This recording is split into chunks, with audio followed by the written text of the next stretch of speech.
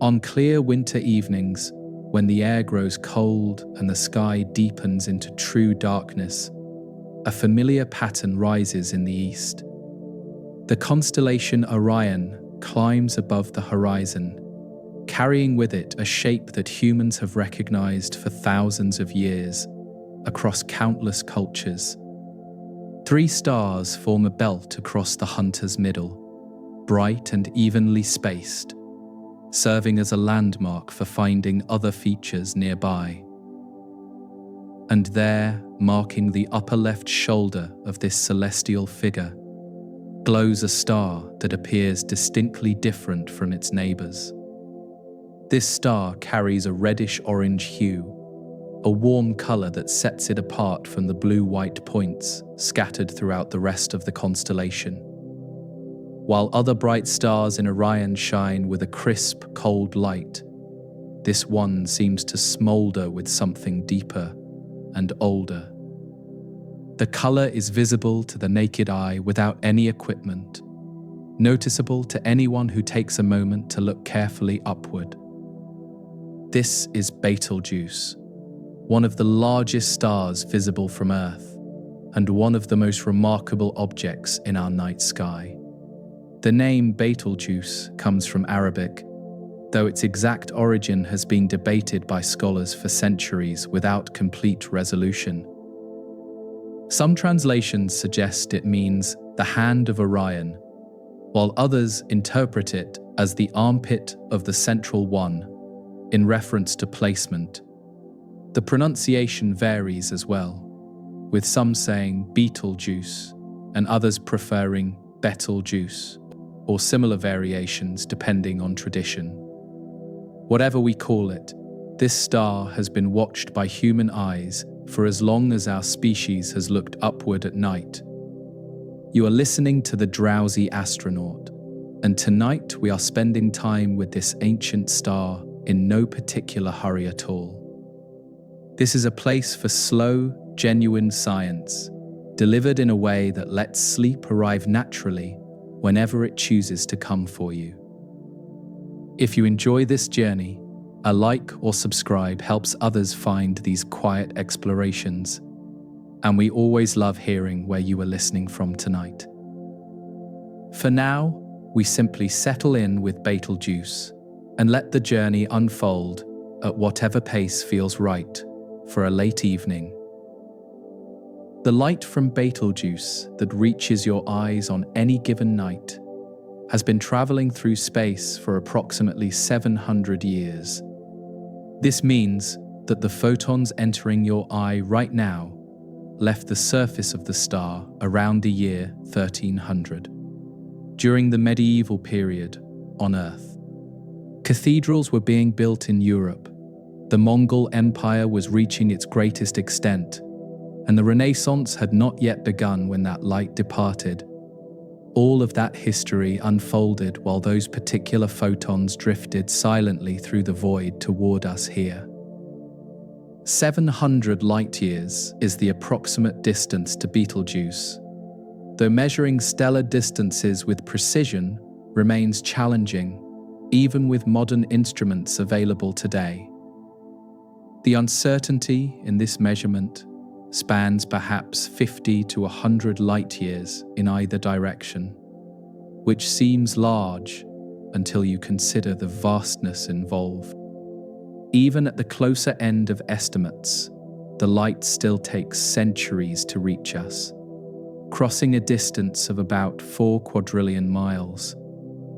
The number is so large that it loses meaning, becoming simply a word that represents very far away indeed to most listeners. When we observe Betelgeuse tonight, we are not seeing the star as it currently exists, but rather as it existed centuries ago. The star could have already exploded, and we would not know for hundreds of years until the light from that event finally arrived here. This delay between event and observation is simply how the universe works at these distances, a fundamental feature of cosmic observation. Every distant star we see is a glimpse into the past, preserved by the finite speed of light, traveling across unimaginable distances.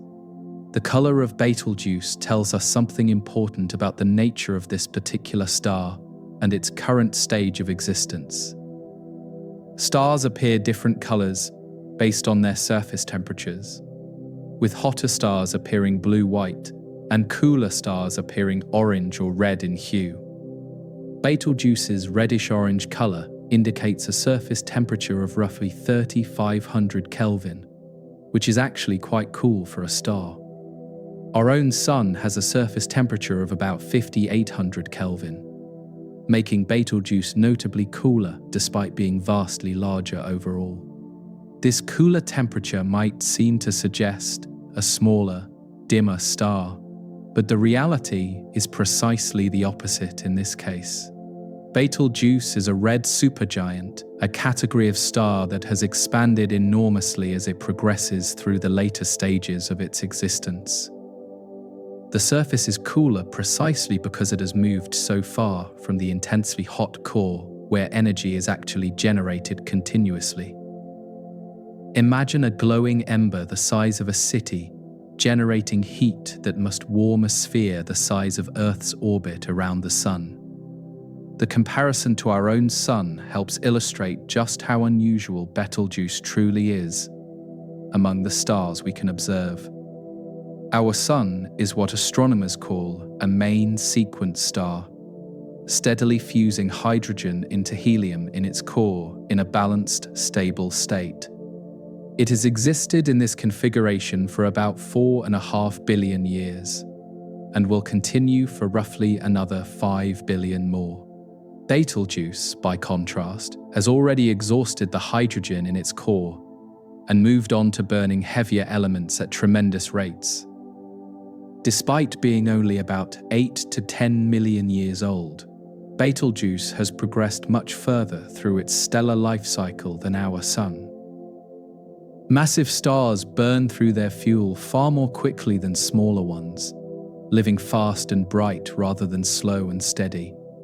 A star with 15 or 20 times the mass of our Sun might live for only 10 million years rather than 10 billion.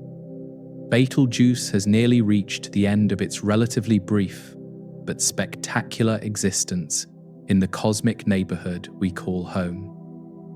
The position of Betelgeuse in Orion makes it one of the easiest stars to find for anyone beginning to learn the night sky. Orion is visible from virtually everywhere on Earth at some point during the year, though it is best seen during winter months from northern latitudes.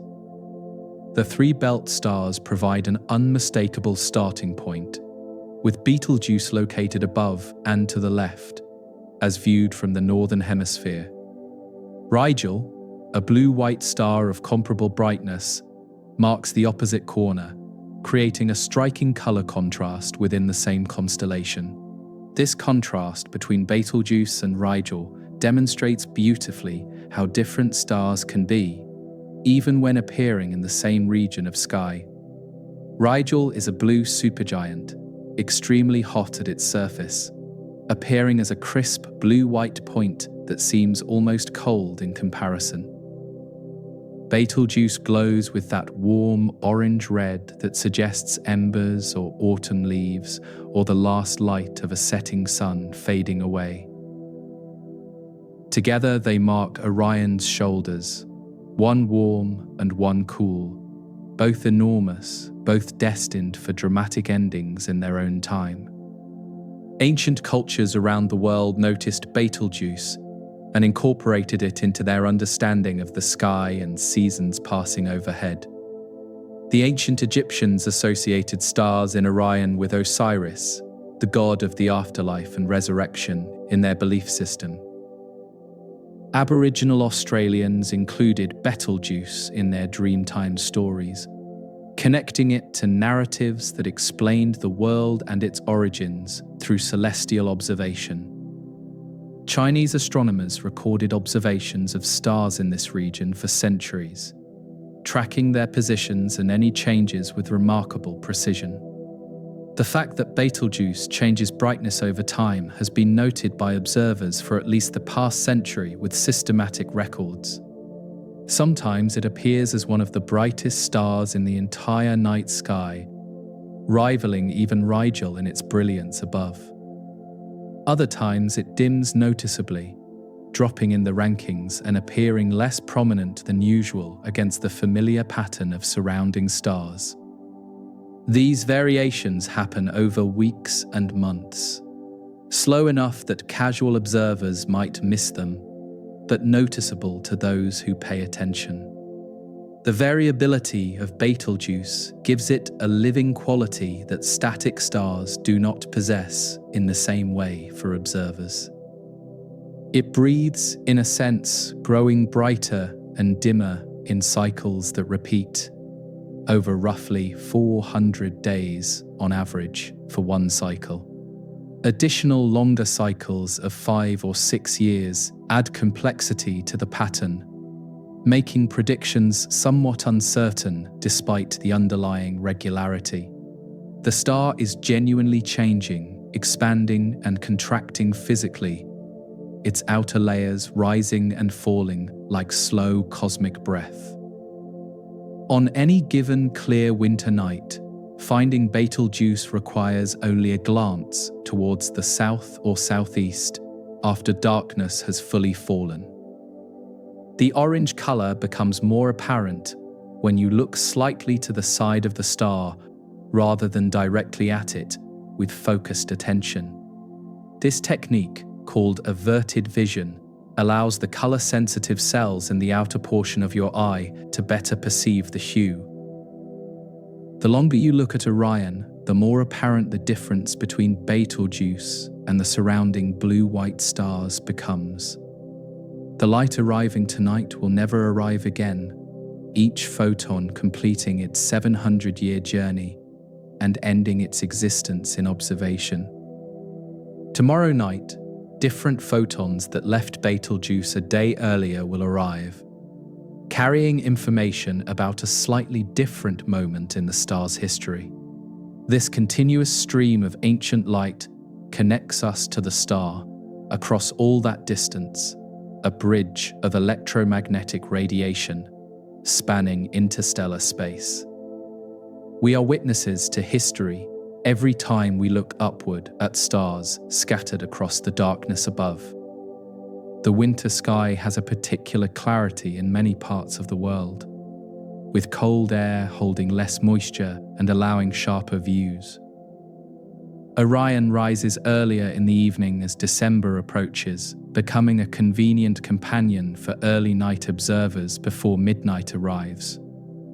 By January and February, the constellation stands high in the south, during the most convenient evening hours for casual viewing outside. Betelgeuse glows through all of this, reliable and present, a landmark that has guided eyes upward for as long as humans have existed. There is something grounding about looking at a star that people have looked at for tens of thousands of years before now. The same photons did not arrive for those earlier observers, of course, but the star was there, glowing with the same orange-red warmth. Ancestors we will never know looked up and noticed this same point of light, wondering what it was without any framework to understand. Now, we know it as a red supergiant nearing the end of its life, knowledge that adds layers of meaning without diminishing the simple wonder. The distance to Betelgeuse means that whatever is happening there right now will remain unknown to us for 7 more centuries ahead. The star might appear unchanged from our perspective, while undergoing tremendous internal transformation that no current technology can detect directly. Or it might continue in its current state for thousands of years more, pulsating and breathing as it has for longer than human civilization. The uncertainty is part of what makes it fascinating, a reminder of how much remains beyond our immediate knowledge or control. For tonight, Betelgeuse simply glows in Orion's shoulder, as it has for every observer who came before us across all of history. The photons arriving now are ancient, the star is immense, and the future holds either continuation or transformation beyond our ability to predict precisely. We can observe, measure, wonder, and wait, which is what astronomers and casual stargazers alike have done for generations already. The star asks nothing of us, except perhaps a moment of attention on a clear, cold evening when we happen to look up.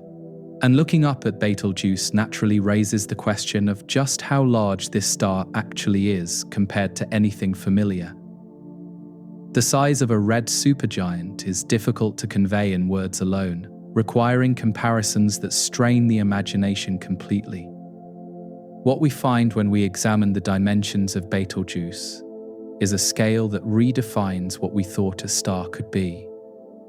The diameter of Betelgeuse has been measured using sophisticated techniques that allow astronomers to resolve its disk rather than seeing just a point. Unlike most stars, which appear as mere points of light regardless of magnification, Betelgeuse is close and large enough to show a measurable width. The star spans roughly 750 to 1,000 times the diameter of our own Sun, depending on how the edge is defined precisely. This range of estimates reflects the difficulty of determining where exactly a star ends when its outer layers are so diffuse. If we could place Betelgeuse where our Sun currently sits at the center of the solar system, the results would be dramatic immediately. Mercury would be inside the star, its orbit now a path through incandescent gas rather than empty space around a distant sun.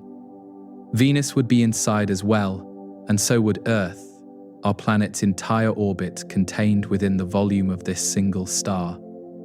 Mars would likely be inside too, with some estimates suggesting the stellar surface might extend even to the asteroid belt beyond. The mental image of traveling from Earth to Mars while remaining inside a single star helps convey the scale we are discussing here. That journey covers hundreds of millions of kilometers, yet Betelgeuse would fill all of that space with its glowing, churning outer layers. The distance from one side of Betelgeuse to the other approaches or exceeds 1 billion kilometers, a diameter almost impossible to visualize directly. Numbers this large become abstractions, words that represent enormity without truly landing in the imagination as concrete experiences. To approach this scale differently, consider how many of our suns could fit inside the volume that Betelgeuse currently occupies. The answer depends on the estimated diameter, but the range spans from roughly 300 million to over 1 billion suns worth of volume. If you could somehow scoop out the interior of Betelgeuse and fill it with copies of our Sun, you would need hundreds of millions of them. Each of those suns is itself 1 million times the volume of Earth, so the comparison compounds into numbers beyond intuitive understanding. The mass of Betelgeuse, despite its enormous volume, is only about 15 to 20 times the mass of our Sun by current estimates. This means the density of the outer regions is extraordinarily low, much lower than the air you are breathing right now. If you could stand in the outer layers of Betelgeuse, you would find yourself surrounded by gas thinner than any vacuum we can create on Earth.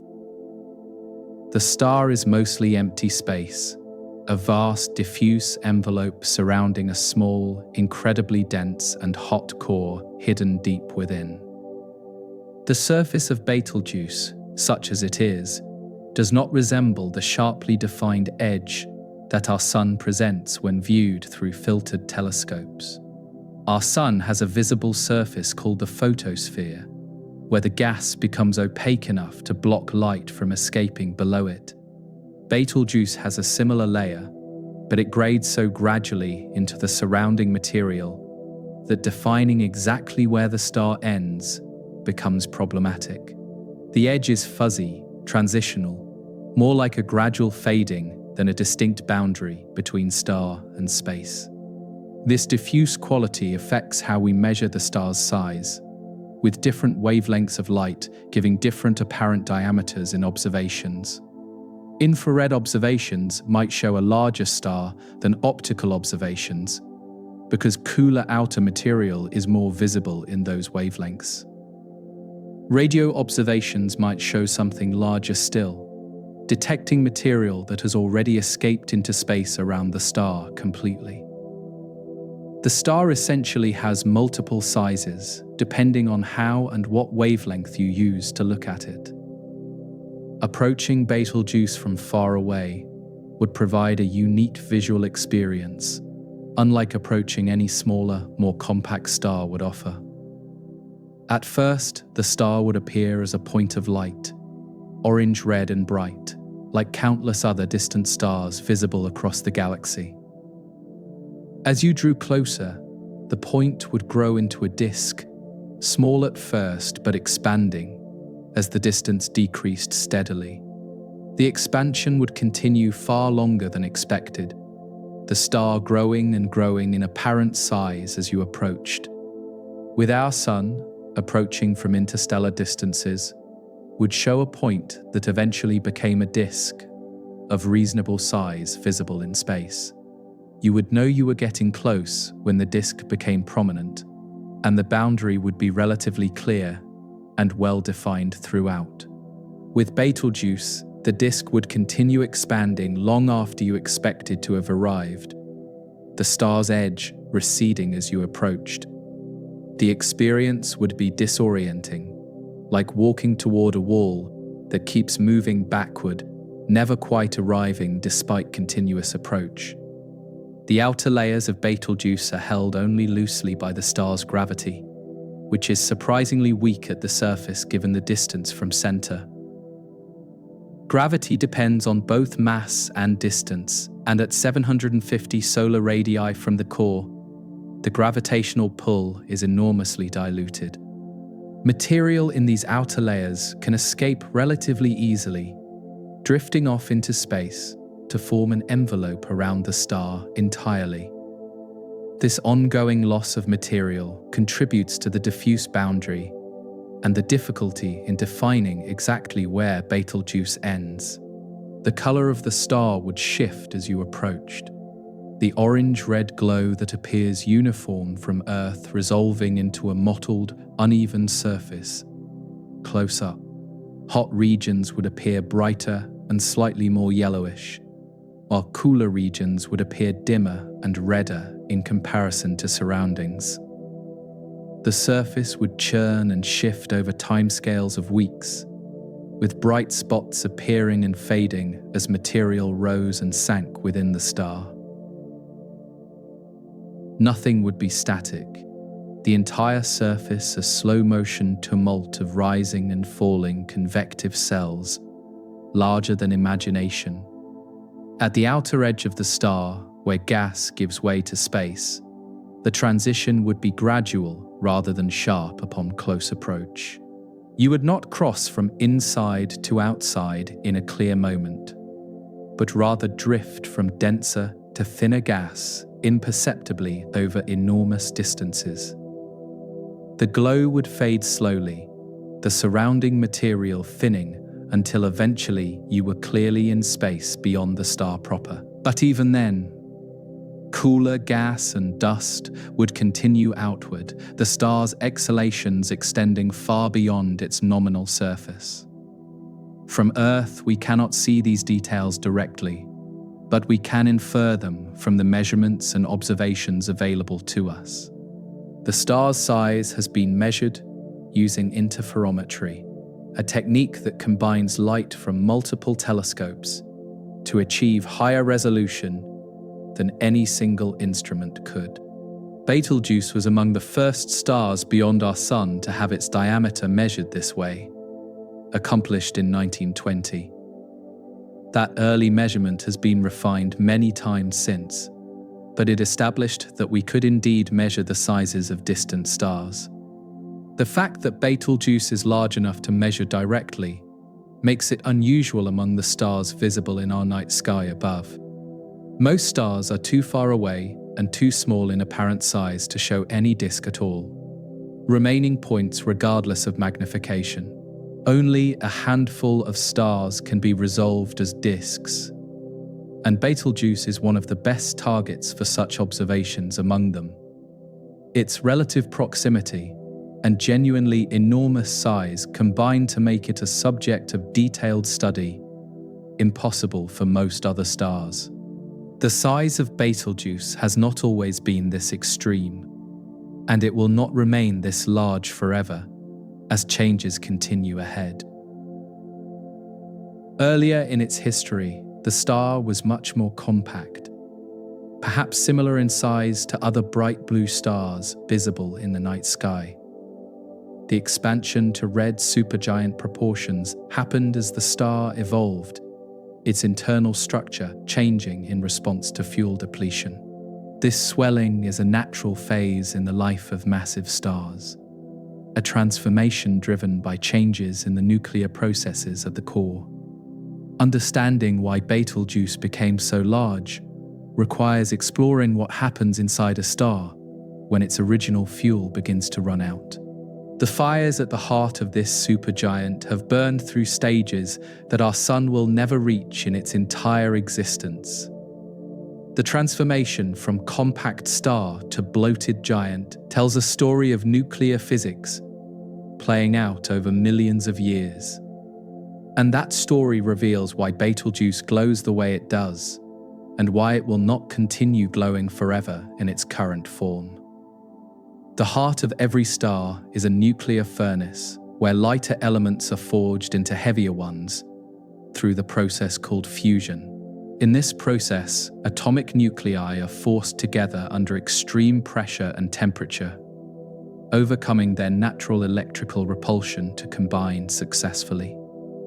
When they fuse, the resulting nucleus has slightly less mass than the original components, and that missing mass becomes pure energy. This energy is what makes stars shine, converting matter itself into the light and heat that radiates outward across space. Our sun fuses hydrogen into helium in its core, a process it has sustained for 4.5 billion years already. Each second, about 600 million tons of hydrogen are converted into helium, with 4 million tons of that mass becoming energy released. This sounds like an enormous rate of consumption, but the sun contains enough hydrogen to continue at this pace for billions more years.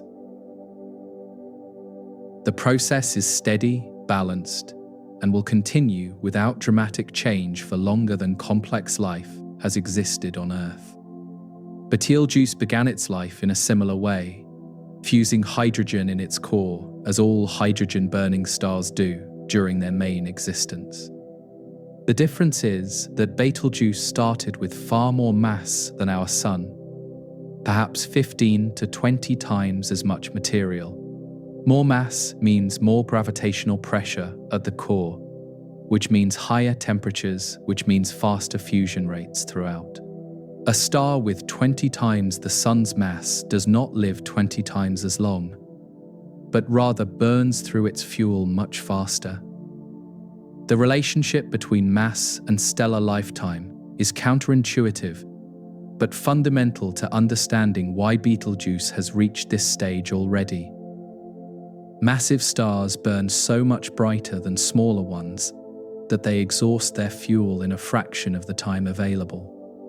A star like our Sun will live about 10 billion years on the main sequence, steadily fusing hydrogen all that time. Betelgeuse, with its greater mass, spent only about 8 to 10 million years fusing hydrogen before that fuel was depleted. When the hydrogen in a star's core runs out, the consequences are significant and set in motion a chain of transformations ahead. Without the energy from fusion pushing outward, the core can no longer support itself against the inward pull of gravity pressing constantly. The core begins to contract, compressing and heating as gravitational energy is converted into thermal energy within. This contraction raises the temperature in the core to levels where new fusion reactions become possible with different fuel. Helium, the ash of hydrogen fusion, becomes the new fuel once temperatures climb high enough to ignite it into further reactions.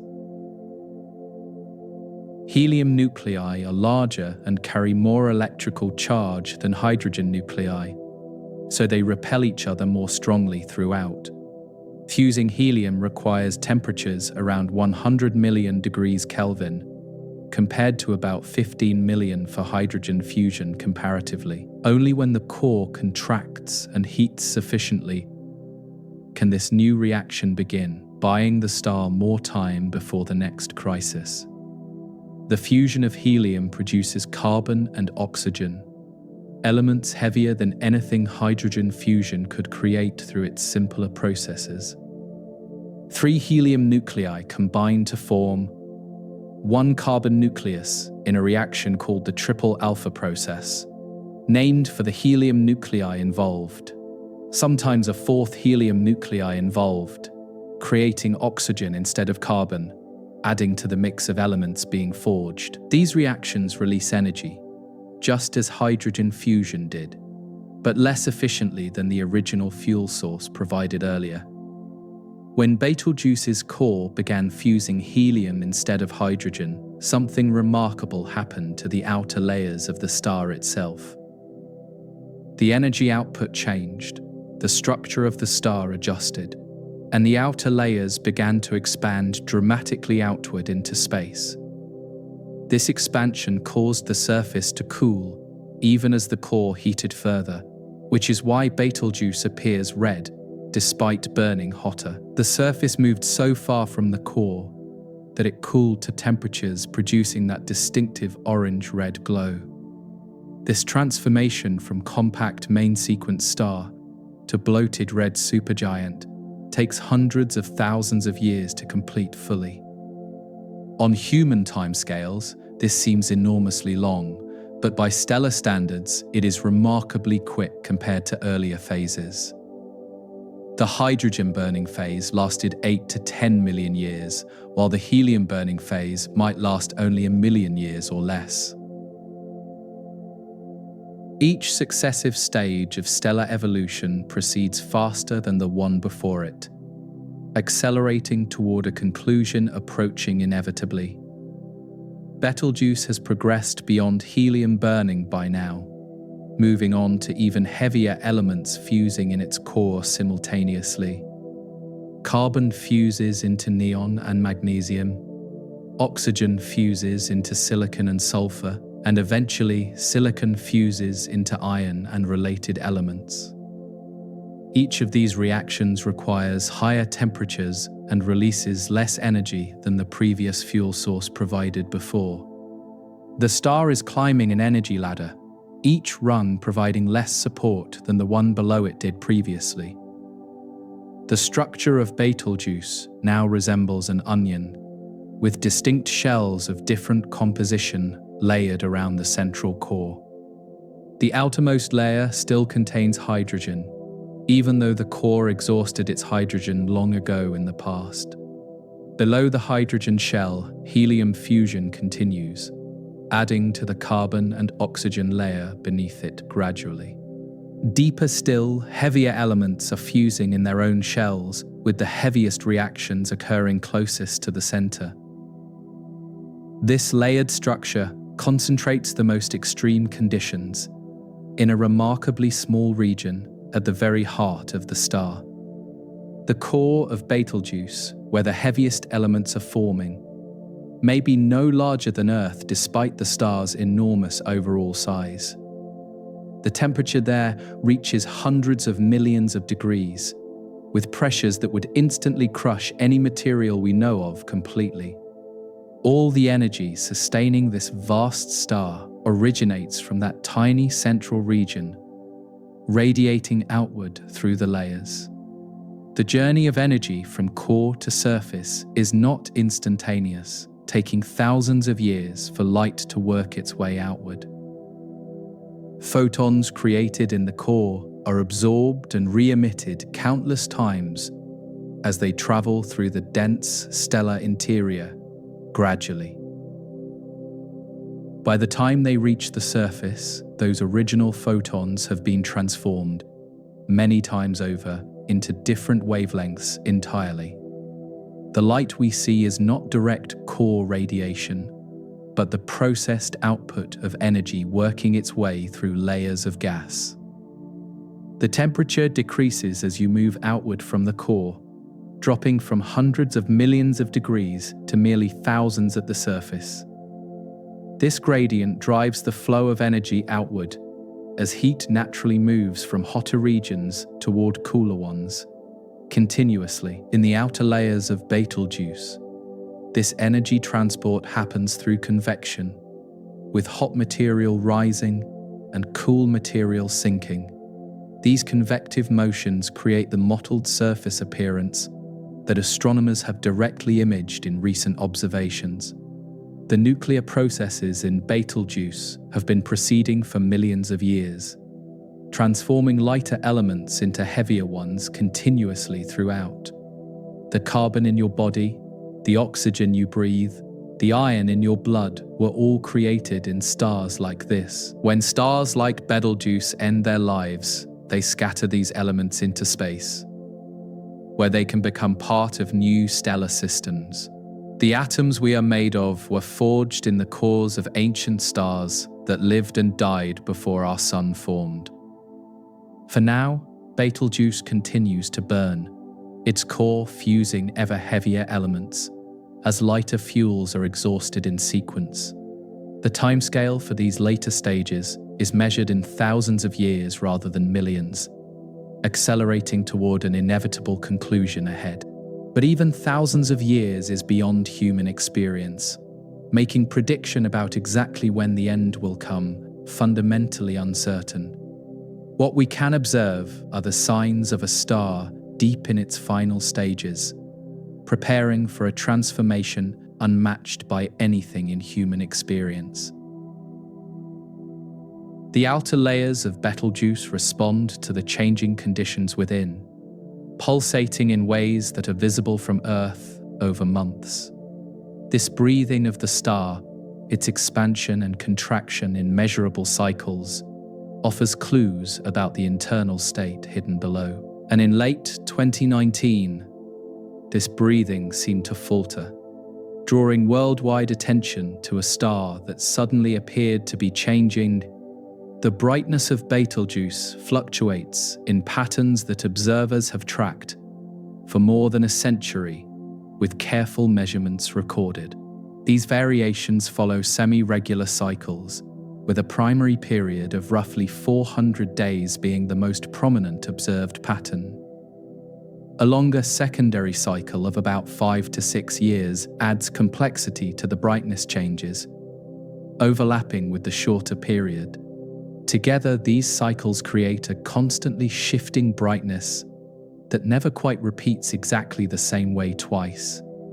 The physical cause of these brightness variations is actual expansion and contraction of the star's outer layers over time. Betelgeuse literally grows larger and smaller, its surface rising and falling, like breath in an organism vastly larger than worlds. When the star expands, the surface cools slightly, and the brightness decreases because cooler surfaces emit less light overall.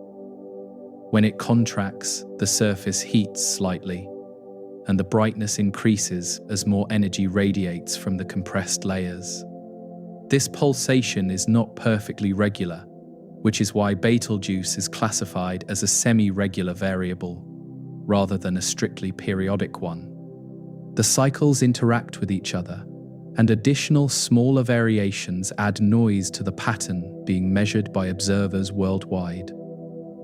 Predicting exactly how bright Betelgeuse will be on any given night requires tracking these multiple overlapping cycles carefully. Even then, the predictions carry significant uncertainty, because the star does not follow a clockwork schedule perfectly. The range of brightness variation spans roughly 1 full magnitude under normal circumstances, which means a factor of about 2.5. At maximum brightness, Betelgeuse can rival Rigel as the brightest star in Orion, a striking orange beacon in the winter sky. At minimum, it drops to around 10th brightest overall, still easily visible but noticeably less prominent than surrounding comparison stars. These changes happen slowly enough that casual observers might not notice them without deliberate tracking over weeks. Amateur astronomers around the world contribute observations of Betelgeuse to databases that track its brightness continuously over time passing. The American Association of Variable Star Observers coordinates many of these efforts, collecting data from thousands of observers across multiple continents. These observations build a record stretching back over a century, allowing patterns to be identified and anomalies to be detected quickly. The star is watched constantly, every clear night, by people who care about tracking its slow breathing. In late 2019, observers noticed something unusual happening to Betelgeuse, beyond its normal variation patterns observed before. The star was dimming, which happens regularly during its cycles. But this dimming continued longer and went deeper than expected. By December of that year, Betelgeuse had dropped to brightness levels not seen in decades of recorded observation, carefully maintained.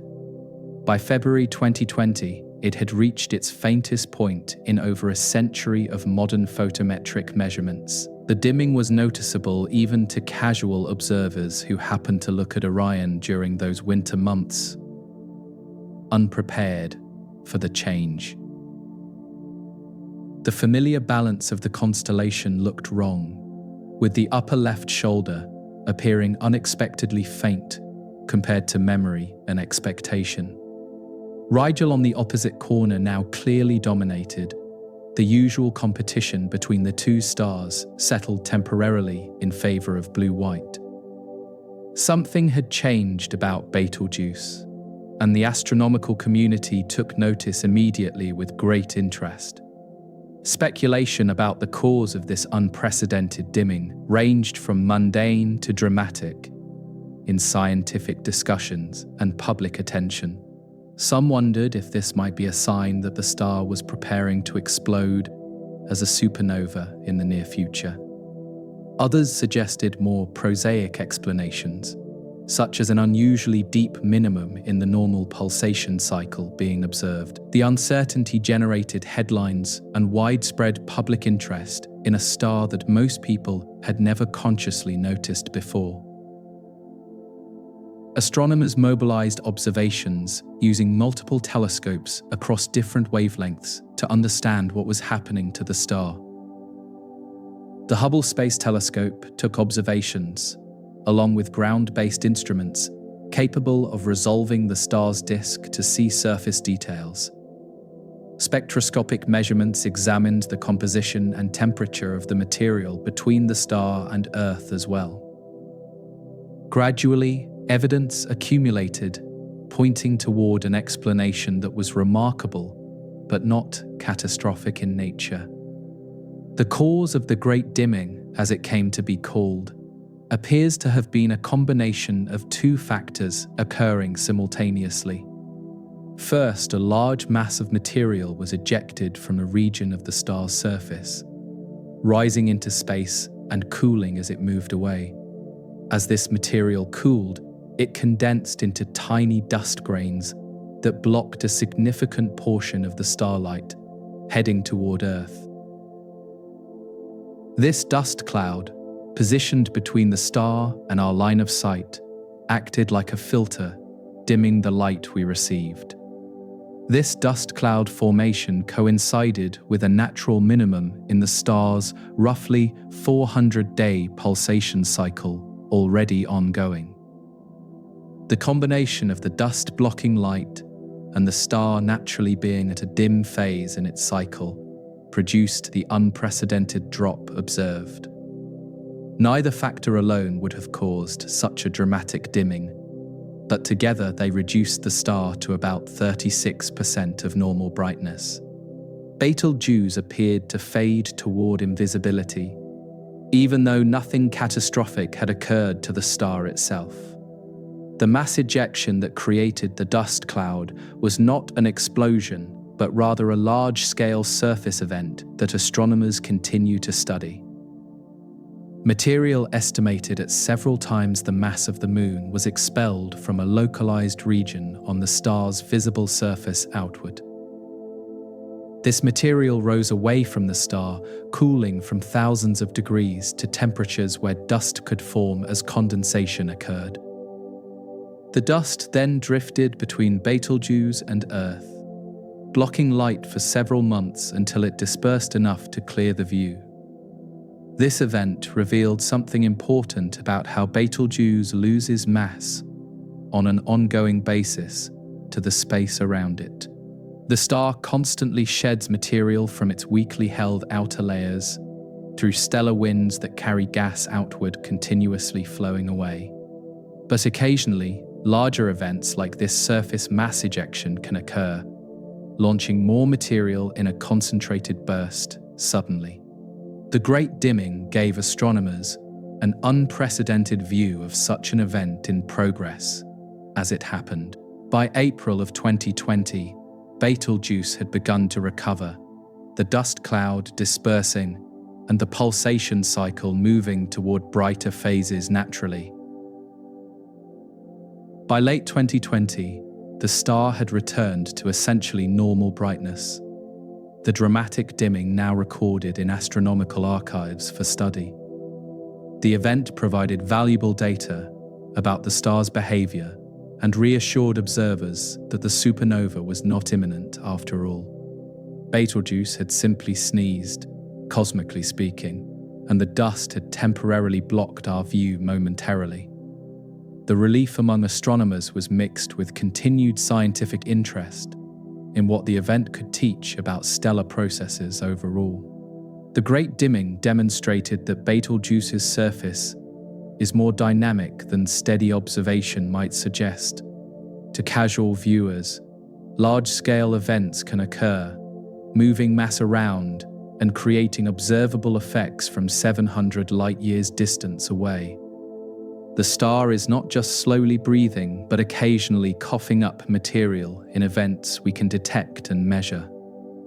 The experience of watching Betelgeuse dim and recover happened in real time for observers around the world that winter season. Unlike most astronomical events that unfold over centuries or millennia, this one happened on a human timescale of months passing.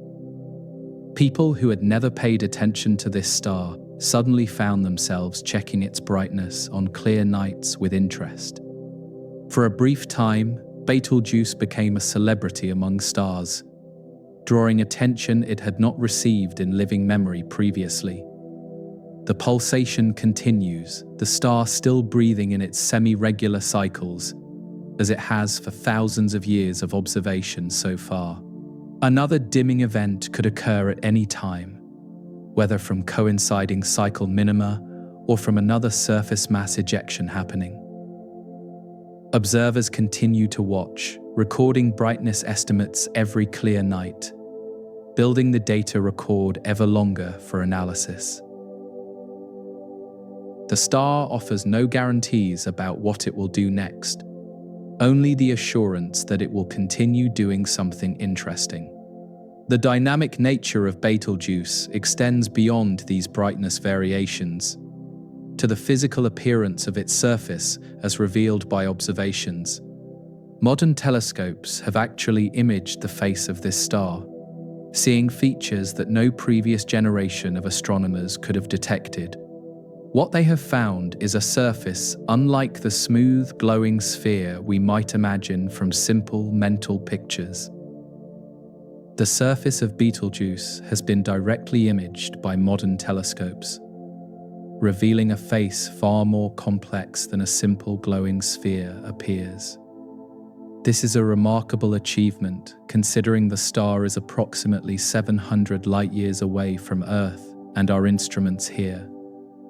Most stars remain forever as points of light regardless of magnification, too distant and too small in apparent size to resolve. Betelgeuse is one of a very small number of stars whose surfaces we can actually see with current observational technology available. The first measurement of Betelgeuse's diameter was accomplished in 1920 using a technique called interferometry. With careful precision, this method combines light from multiple mirrors or telescopes separated by some distance to achieve higher resolution than any single instrument. Albert Michelson and Francis Pease used this approach at Mount Wilson Observatory to determine that Betelgeuse had a measurable angular size.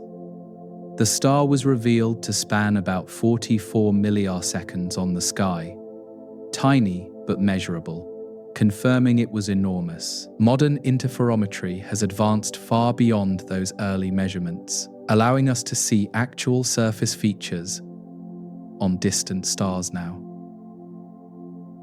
The VLTI, or Very Large Telescope Interferometer, in Chile has produced images showing Betelgeuse as a mottled disk with distinct regions. Bright spots and darker areas appear across the face, distributed unevenly rather than showing uniform brightness throughout. These features change over time, confirming that the surface is dynamic rather than static over periods of observation. What causes this mottled appearance is convection, the same process that moves heat through a pot of boiling water on a stove. In stars, hot material from the interior rises toward the surface, cools, and then sinks back down to be reheated below.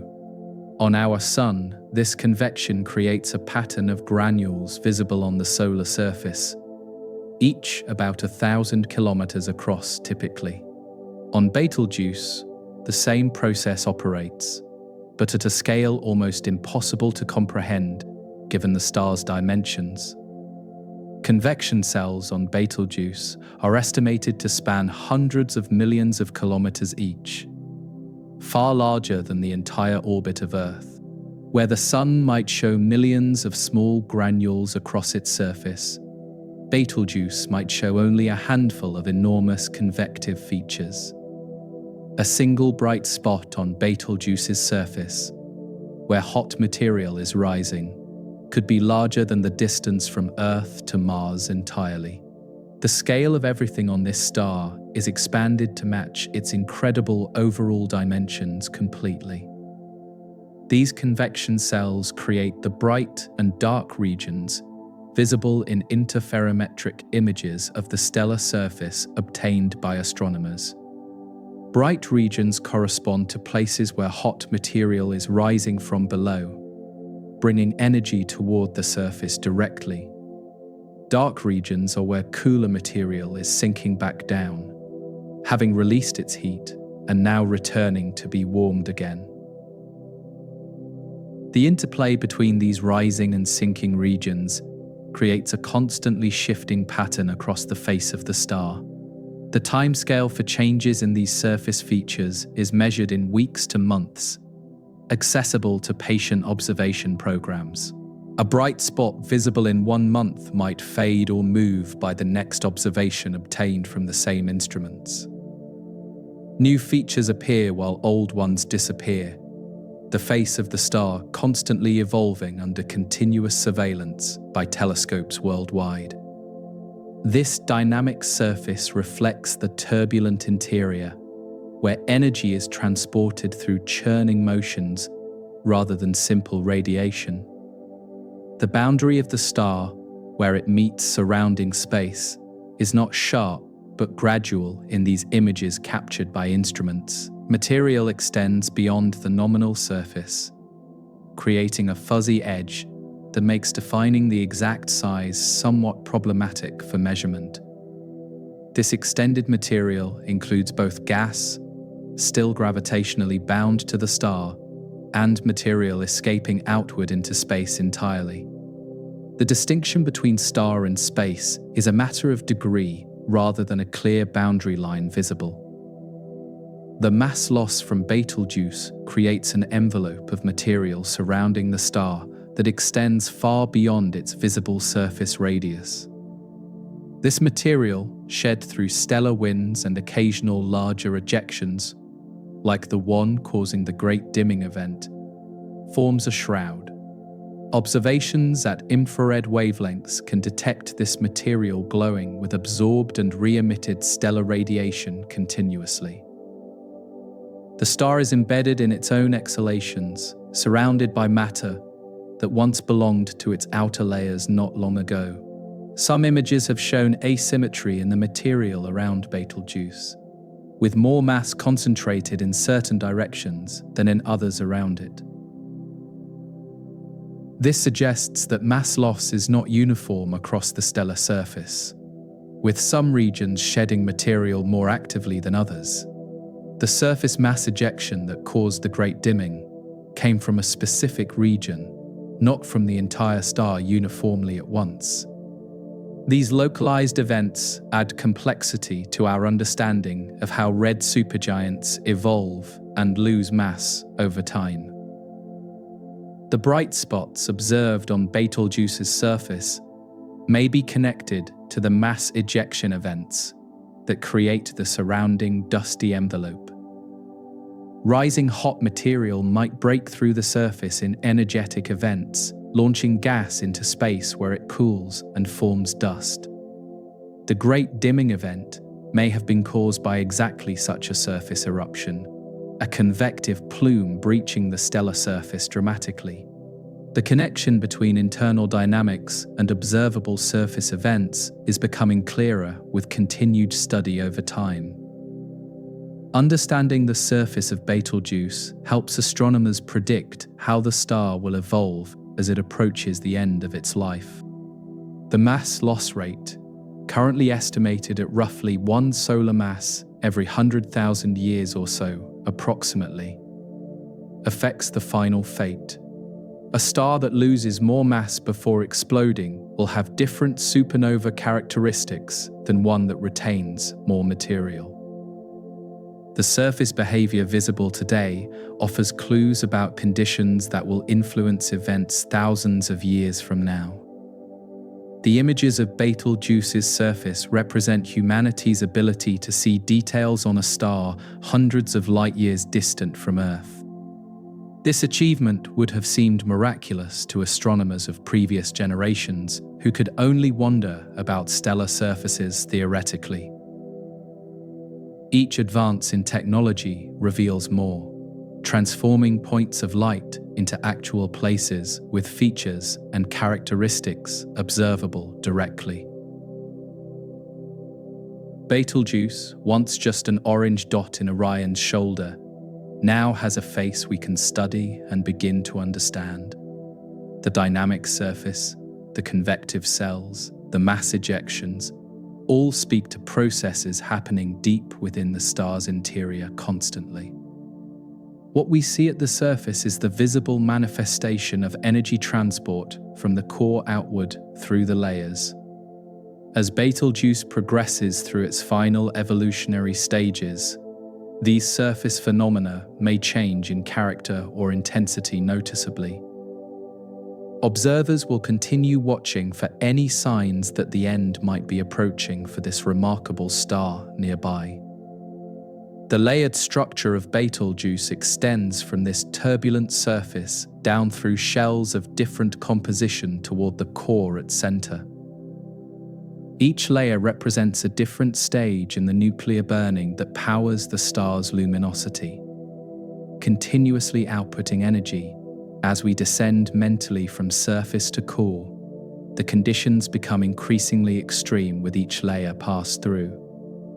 And at the very center lies the region that will ultimately determine Betelgeuse's fate in the cosmic future ahead.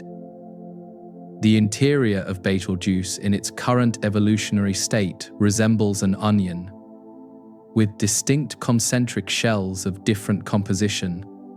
The outermost regions, extending to that fuzzy, visible surface, still consist primarily of hydrogen that has never been processed by fusion. Below this enormous hydrogen envelope lies a shell where hydrogen is actively fusing into helium at the boundary between regions. This shell source contributes to the star's luminosity, even though the core exhausted its hydrogen millions of years ago completely. Beneath the hydrogen-burning shell lies a region dominated by helium, the ash of that earlier hydrogen fusion processed long ago.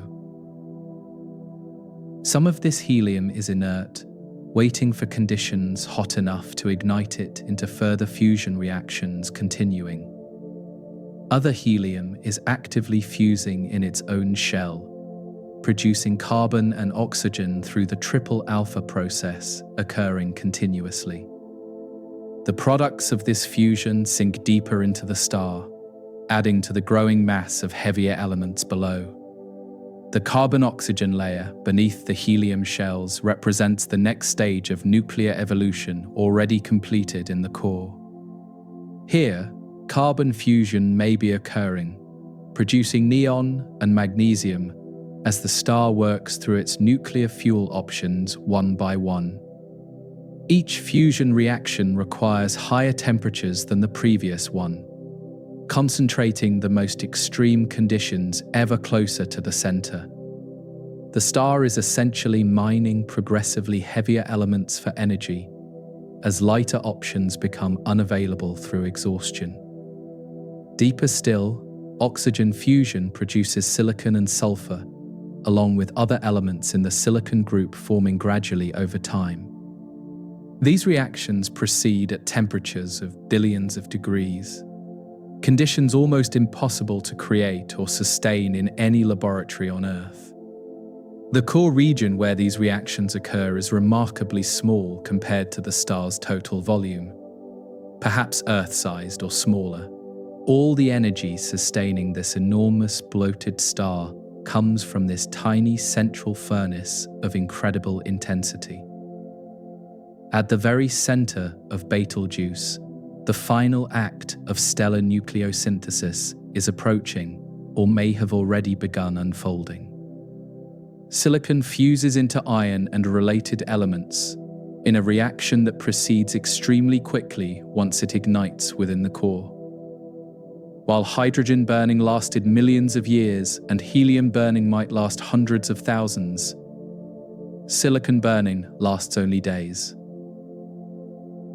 This rapid progression means the star is accelerating towards its conclusion with increasing speed as heavier elements become involved. Iron represents the end of the fusion road for energy production in stellar cores under these normal conditions. Fusing iron into heavier elements does not release energy, but instead absorbs it, representing an energy sink rather than a source. Once the core becomes dominated by iron, no further fusion can provide the pressure needed to support the star against gravity. The stage is set for a catastrophic collapse that will trigger the supernova explosion ending the star's existence. The uncertainty in Betelgeuse's exact internal state makes predicting when this collapse will occur fundamentally impossible with precision.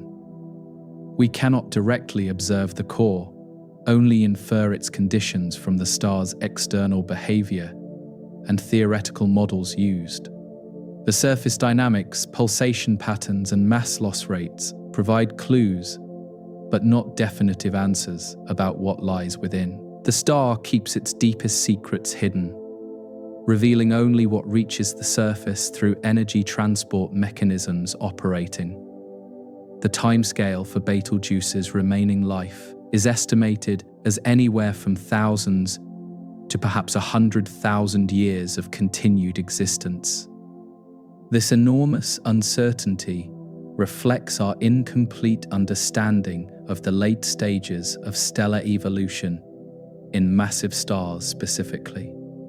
The star could be only centuries from explosion, or it could continue for far longer than human civilization has existed so far.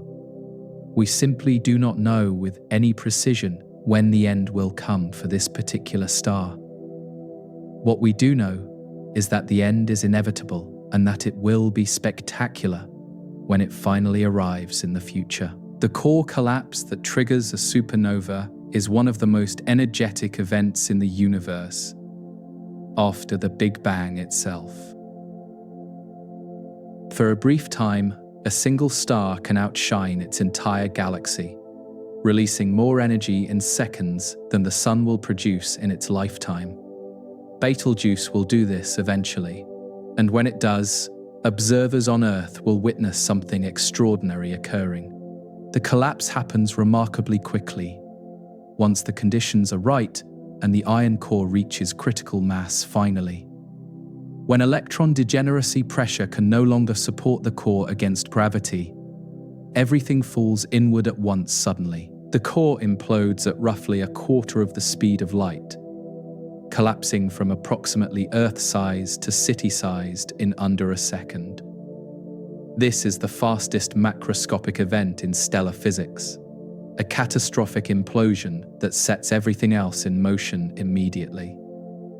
The sudden halt of this collapse when the core reaches nuclear densities generates a bounce, a rebound that sends a shockwave outward. This shockwave carries enormous energy, far more than enough to unbind the outer layers of the star from gravity's grip. But the shockwave must first travel outward through those layers, a journey that takes hours, even at tremendous speeds involved. During this time, the star appears outwardly unchanged, while inside, everything has already transformed fundamentally. Neutrinos play a crucial role in the supernova mechanism, carrying away most of the energy released during the core collapse process. These nearly massless particles interact so weakly with matter that they escape the core almost immediately after formation occurs. Roughly 99% of the supernova's energy is carried by neutrinos, with only 1% going into the light we would see. Yet even 1% of such an enormous energy release produces a display visible across the universe. The neutrinos would reach Earth about 3 hours before any visible change occurred in the star's appearance to observers here. Neutrino detectors like Kande in Japan would register a sudden flood of particles, alerting astronomers that something dramatic was happening. This advance warning would allow telescopes around the world to turn toward Betelgeuse, ready to catch the first photons of visible light. The supernova would be the most closely observed stellar explosion in history because of this early detection system. The shockwave's journey outward through the star would take several hours as it pushed through the layered structure encountered. As it passed through each shell, it would trigger nuclear reactions, forging heavy elements in the intense conditions of the passing wave. Elements heavier than iron, including gold and platinum and uranium, are created in these moments of extreme temperature and pressure. The explosion is not just destruction, but also creation, synthesizing the heaviest atoms that exist in nature. When the shockwave finally reaches the surface, the star would brighten dramatically and begin to expand visibly over subsequent hours. The first light would arrive at Earth about 700 years after it left the star, completing that long journey through space. Observers would see Orion transform, one shoulder suddenly blazing with light, far brighter than any star normally appears in the sky. The supernova of Betelgeuse would be visible to everyone on Earth who bothered to look upward at night. The supernova of Betelgeuse, when it eventually occurs, would present observers on Earth with a spectacular display unlike anything in living memory. The light would arrive approximately 700 years after the actual explosion, having traveled that distance through interstellar space toward us. From our perspective, the event would seem to happen suddenly, a star that was normal one night becoming extraordinary the next morning. The transformation would be visible to anyone who looked up at the winter sky with unaided eyes.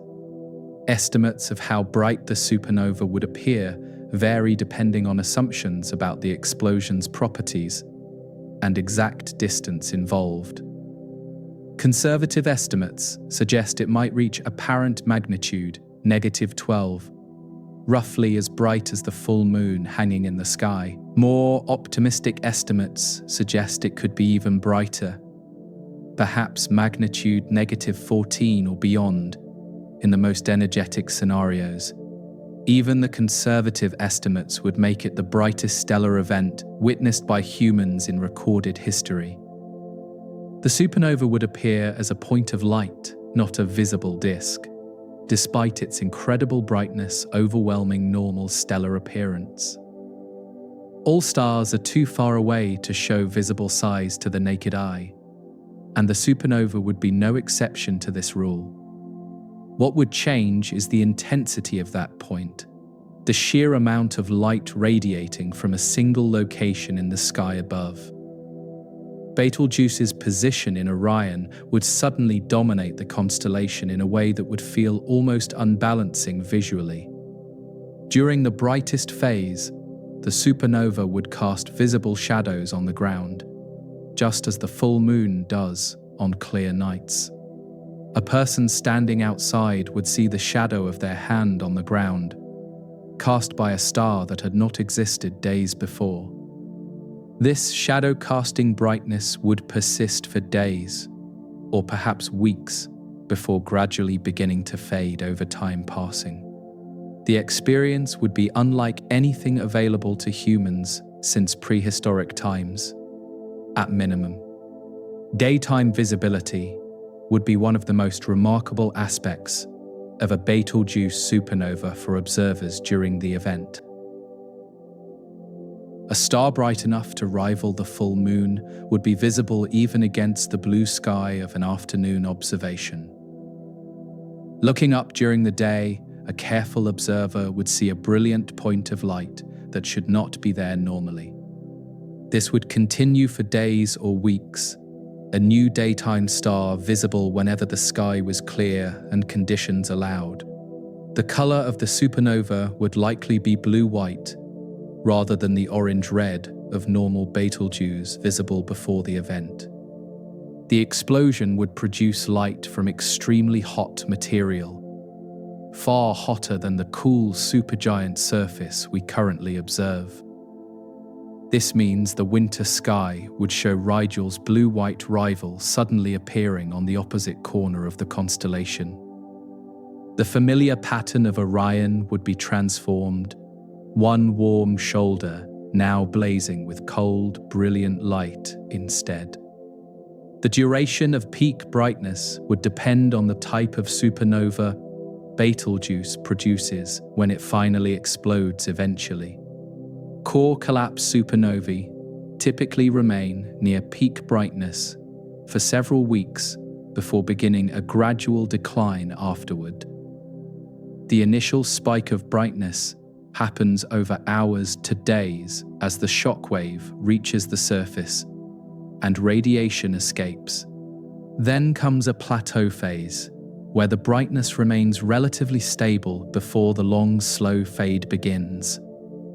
Over the course of months, the supernova would slowly dim, dropping from spectacular to merely impressive and then to ordinarily bright. After a year or two, it would fade below naked eye visibility, becoming a target for telescopes rather than casual observation. But even at its faintest, the remnant would continue to glow, the expanding debris shell radiating as it cooled and dispersed. Astronomers would track this fading for decades, studying the aftermath of an event witnessed by billions. The psychological impact of such an event on human civilization is difficult to predict accurately without experiencing it firsthand. Every human being who looked up at the sky would see it, making it a shared global experience unprecedented in modern times. News coverage would be constant.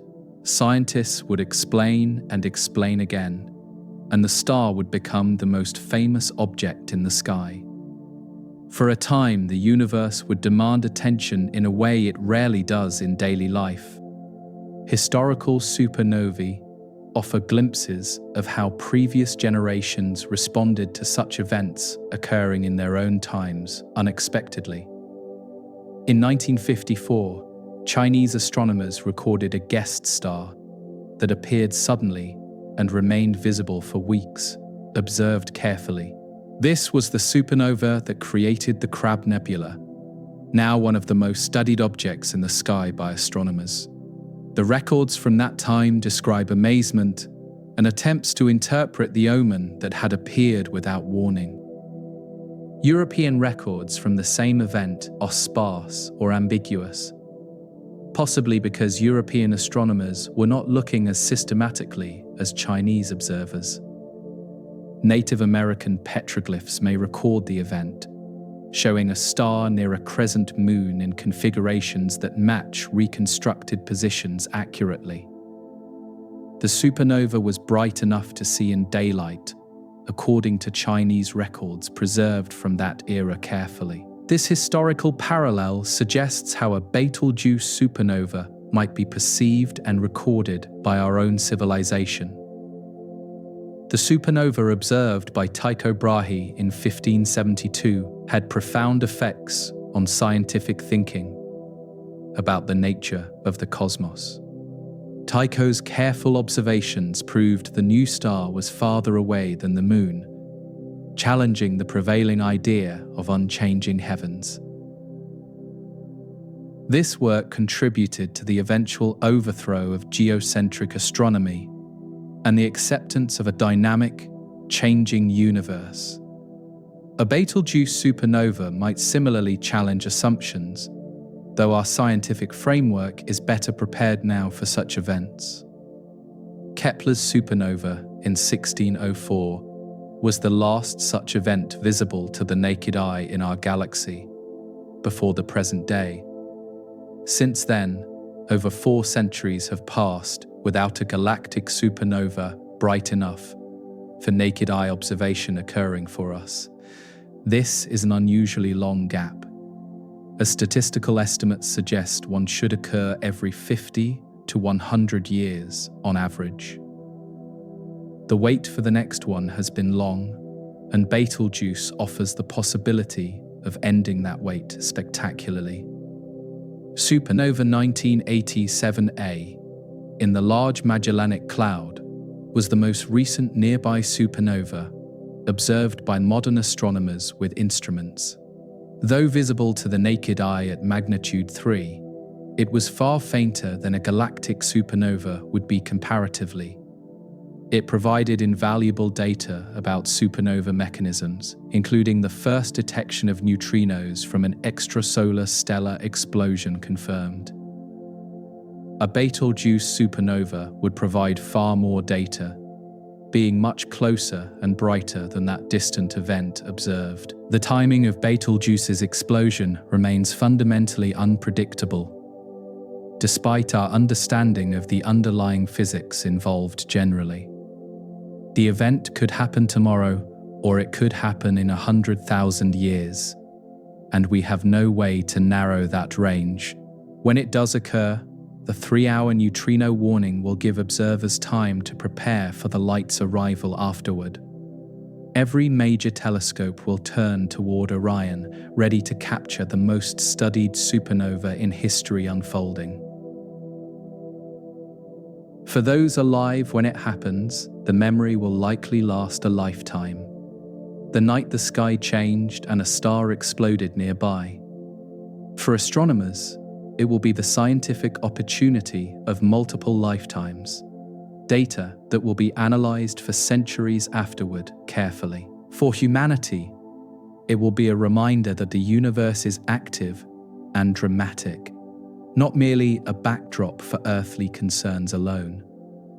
The supernova will be a gift from the cosmos visible to all who look up and pay attention. And when the light fades and the excitement diminishes, something will remain where Betelgeuse once shone brightly overhead before. The explosion does not leave nothing behind, but rather transforms the star into something new and different entirely. The aftermath of a supernova persists for thousands of years, a cosmic memorial to the star that was.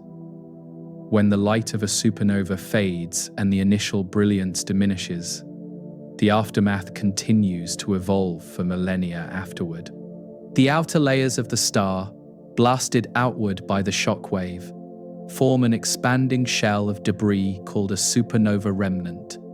This shell travels at thousands of kilometers per second initially, carrying the processed material of the star into surrounding space. The remnant glows with the energy of its passage, visible in various wavelengths for thousands of years after the explosion.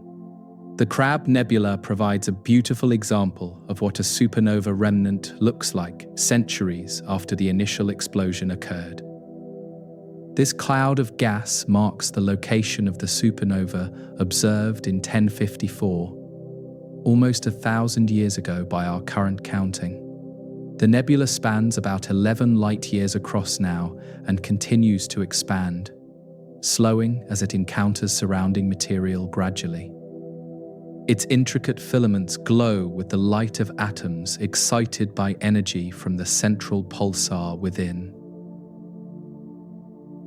At the heart of the Crab Nebula sits the collapsed core of the original star, now compressed into a neutron star spinning rapidly. This neutron star rotates about 30 times per second, emitting beams of radiation that sweep past Earth like a lighthouse beacon. The resulting pulses gave neutron stars their alternate name of pulsars when the radio emission was first detected in the 20th century. This tiny remnant, only about 20 kilometers across, contains more mass than our entire Sun within its volume. A neutron star is among the densest objects in the universe, exceeded only by black holes in the compression of matter achieved.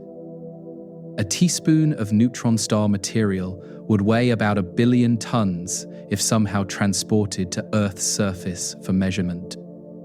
The matter is crushed so completely that individual atoms no longer exist. Only a sea of neutrons packed together, almost touching. This state of matter does not exist anywhere else in the observable universe under normal conditions anywhere. Whether Betelgeuse will leave behind a neutron star or collapse further into a black hole remains uncertain, based on current estimates. The boundary between these outcomes lies around 20 to 25 solar masses for the original star before mass loss over time.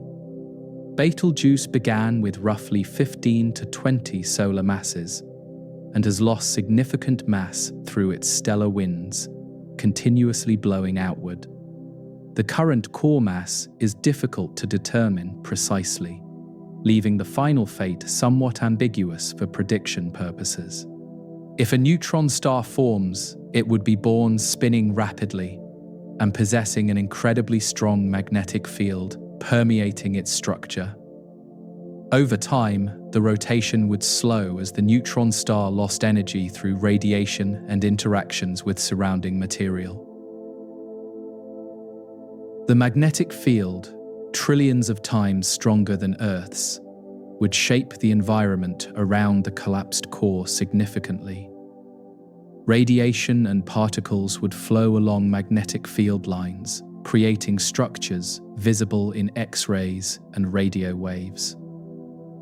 If a black hole forms instead, no light would escape from the collapsed core, leaving only gravitational effects detectable. The black hole would be small by cosmic standards, only a few kilometers across at the event horizon boundary. It would gradually sweep up any surrounding material that came too close, growing slowly over cosmic timescales, essentially forever. No pulsar would be visible, only the absence of light, where the core once existed within the remnant. The expanding debris shell would interact with surrounding interstellar gas over thousands of years of continued expansion outward. This interaction would heat the gas, creating glowing regions visible in different wavelengths depending on temperature and composition encountered. The shell would sweep up material as it moved, slowing down and eventually merging into the general interstellar medium after a long time. The distinction between remnant and surroundings would blur over tens of thousands of years of continued evolution.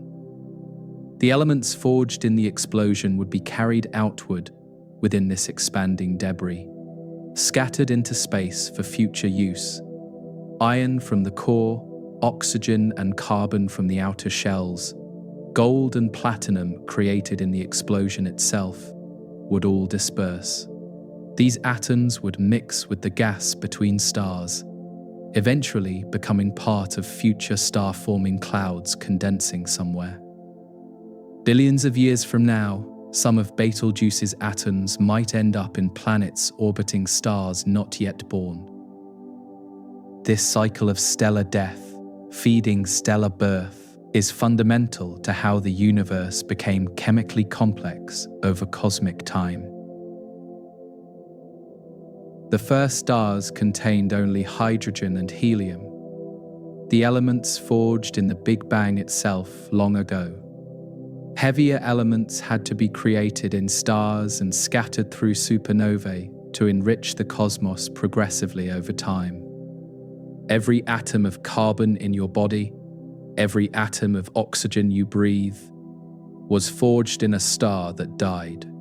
Betelgeuse is currently manufacturing elements in its layered interior that will one day be distributed throughout nearby space eventually. The carbon being fused right now will someday drift through interstellar clouds, light years from the star's current position in space.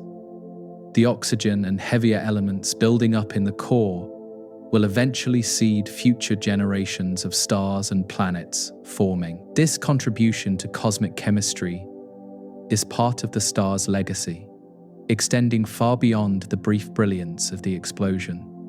The atoms that make up Betelgeuse today will outlast the star itself by billions of years, scattered throughout the galaxy. The velocity of the ejected material determines how far and how fast these elements spread through the surrounding region. Initial speeds of 10,000 kilometers per second or more would carry the debris enormous distances over cosmic timescales of expansion. Some material would eventually travel dozens of light years from the original explosion site. Before slowing to a halt gradually, the enriched gas would then wait, sometimes for millions of years, until gravitational forces gathered it into new stellar nurseries. The supernova remnant would remain visible for tens of thousands of years to observers with the right instruments available. Initially bright in visible light, the remnant would shift toward longer wavelengths as it cooled and expanded outward continuously. Radio waves and X-rays would reveal the remnant long after visible light had faded below detection thresholds for observation. Astronomers of the far future would study this shell just as we study the Crab Nebula and other ancient remnants today. The shape of the remnant would depend on both the explosion mechanism and the environment into which it expanded over time. A uniform surrounding medium would produce a roughly spherical shell, while asymmetries would create more irregular structures visible in imaging. The material already shed by Betelgeuse through its stellar winds would be the first encountered by the expanding debris. This previously ejected matter would be swept up and heated, adding complexity to the remnant's appearance in observations.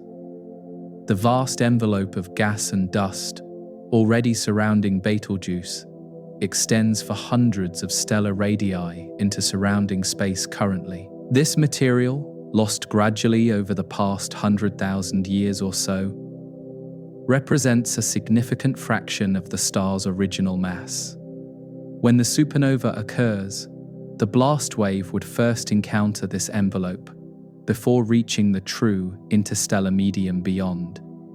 The interaction would create additional emission as the fast-moving debris collided with the slower-moving stellar wind material.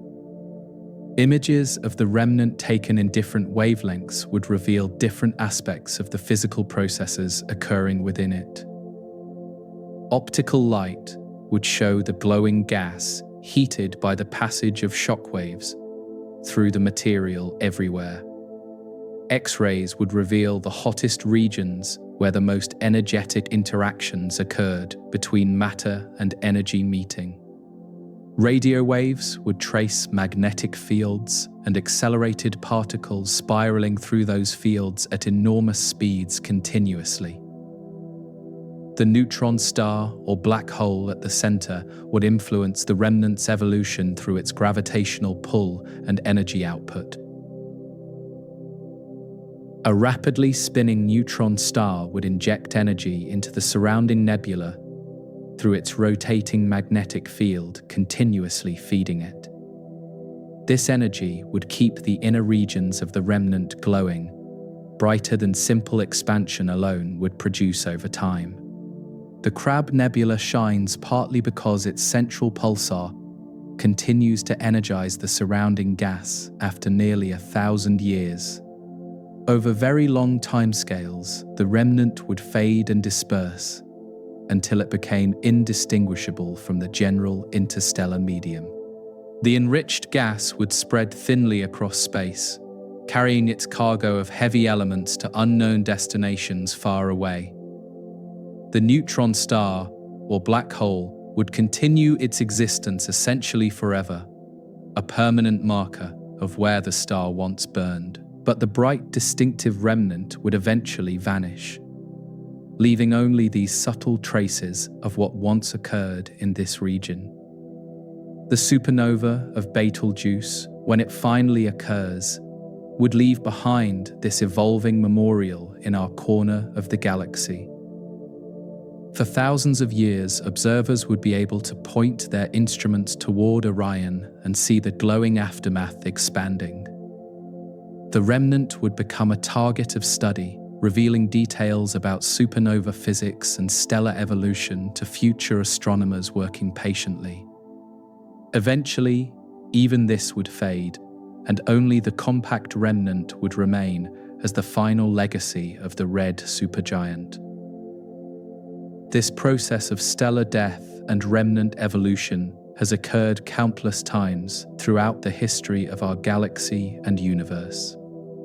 Every supernova remnant we observe today represents a star that once burned and died, contributing its processed material to the cosmos. These events have occurred throughout cosmic history, enriching the galaxy generation by generation with heavier elements continuously building. Betelgeuse will simply be the next contribution to this ongoing process that has been happening for billions of years. The contribution Betelgeuse will make to the galaxy's chemical enrichment is modest compared to the sum of all supernovae throughout history. Yet, for observers on Earth, this particular supernova will be special, simply because of its proximity and the star's familiarity. We have watched this star for millennia, given it names, and incorporated it into our stories and navigation systems for generations. When it finally explodes, we will be witnessing the death of an old friend in the cosmic sense of connection.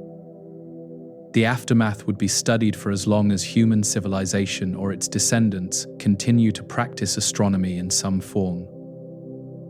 The data gathered from such a nearby event would be invaluable for understanding processes that usually occur at much greater distances. Every instrument available would be turned toward the remnant, recording its evolution in unprecedented detail for future analysis. The supernova of Betelgeuse would become a reference point for stellar astrophysics for centuries or millennia to come afterward.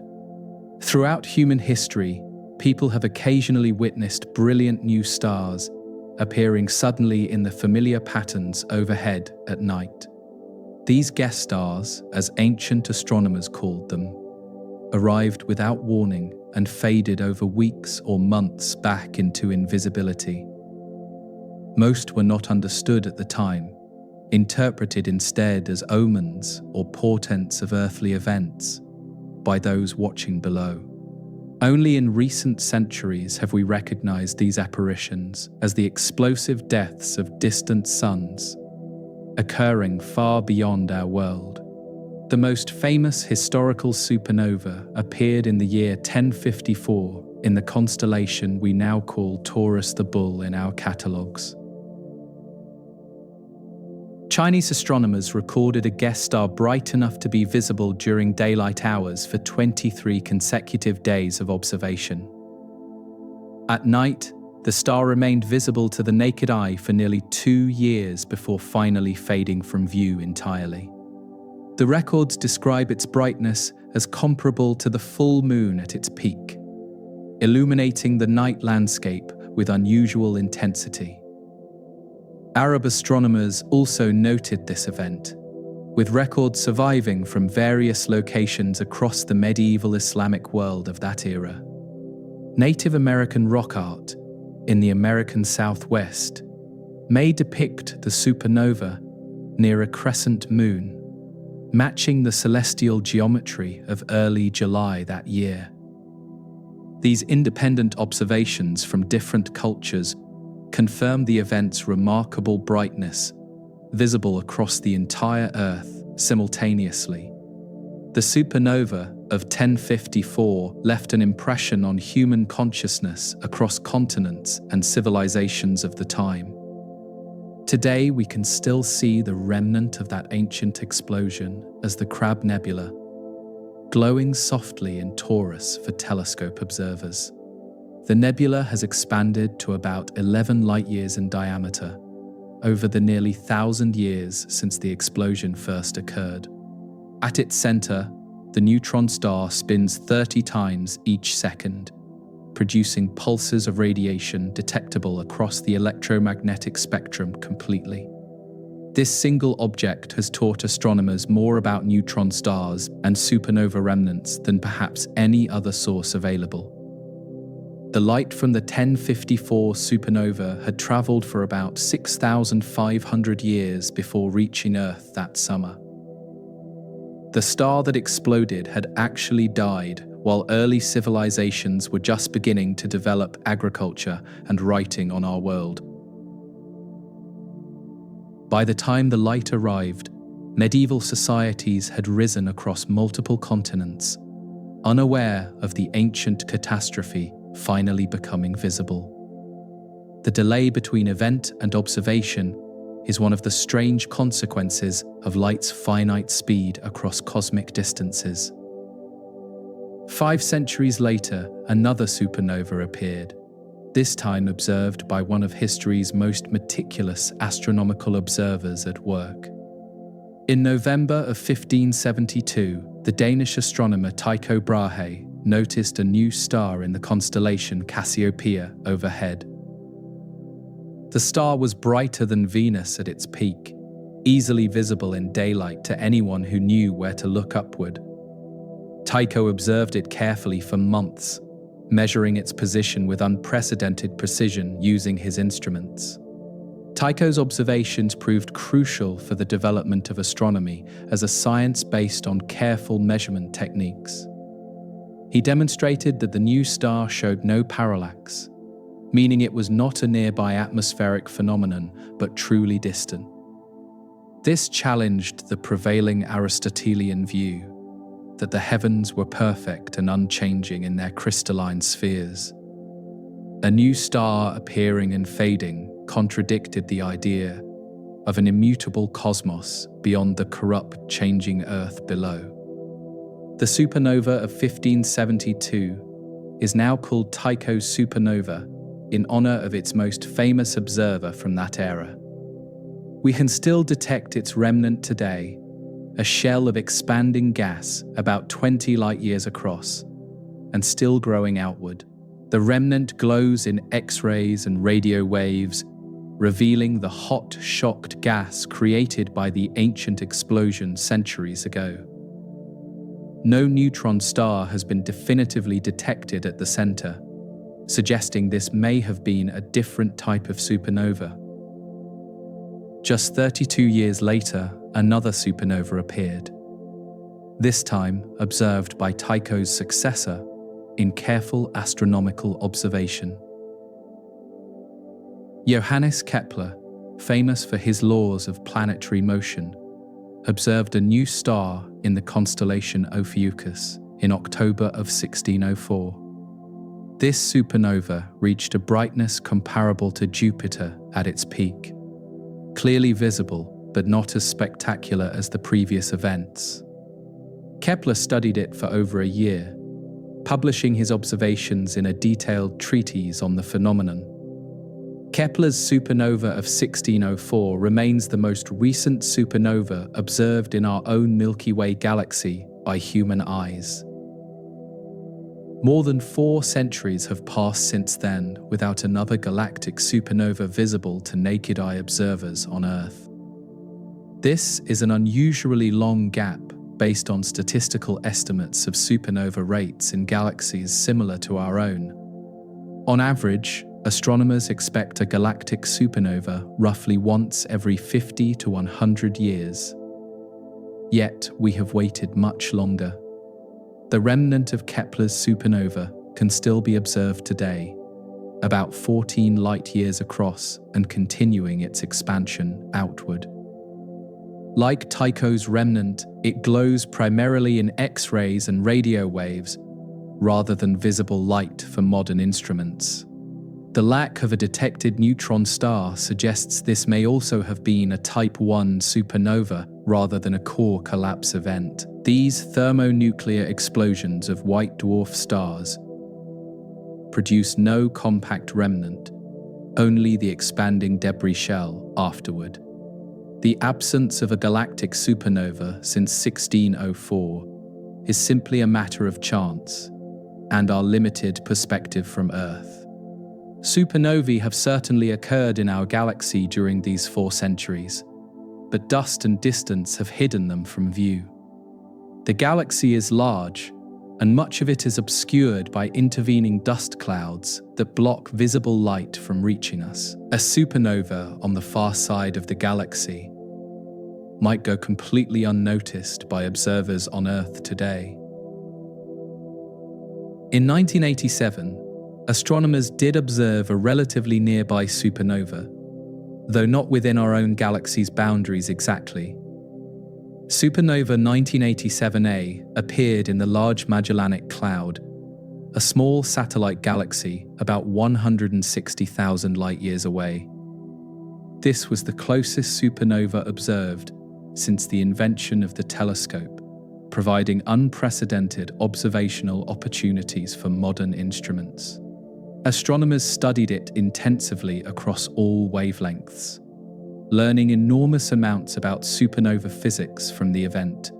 Supernova 1980-7A reached only about 3rd magnitude at its peak, visible to the naked eye but not spectacular. Its distance of 160,000 light-years made it appear far dimmer than the historical galactic supernovae at closer range.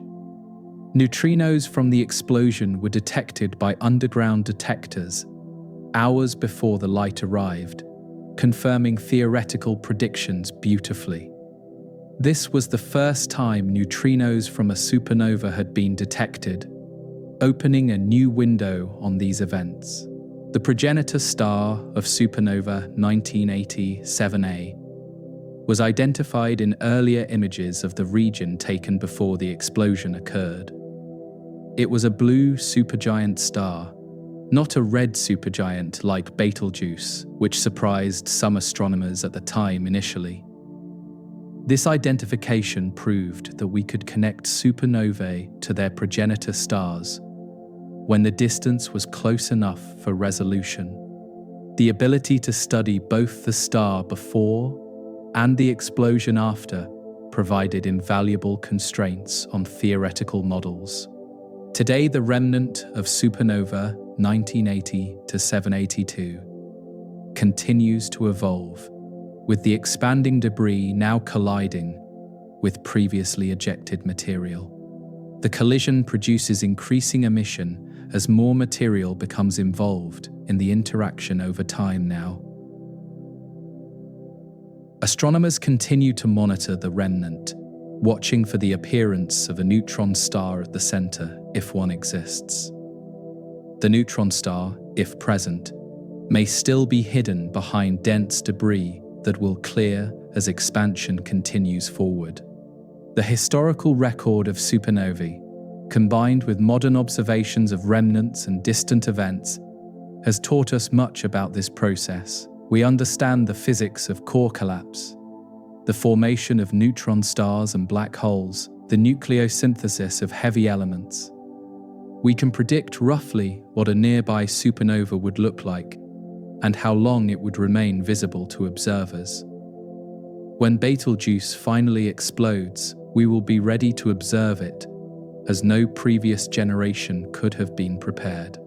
The wait for the next galactic supernova continues, with astronomers monitoring candidate stars like Betelgeuse for any signs of imminent explosion. Statistical probability suggests we are overdue for such an event, though statistics cannot predict specific occurrences with certainty. The next galactic supernova might be Betelgeuse, or it might be some other massive star we are not even watching carefully.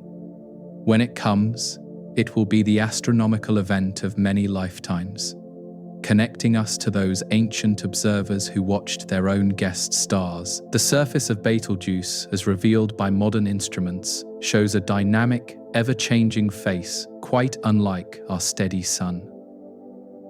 Advanced telescopes using specialized techniques have managed to resolve this distant star as more than a simple point of light. What they reveal is a turbulent, irregular surface, covered with bright and dark regions that shift over time continuously. This boiling, churning face reflects the violent convective processes occurring beneath the visible surface layers of the star.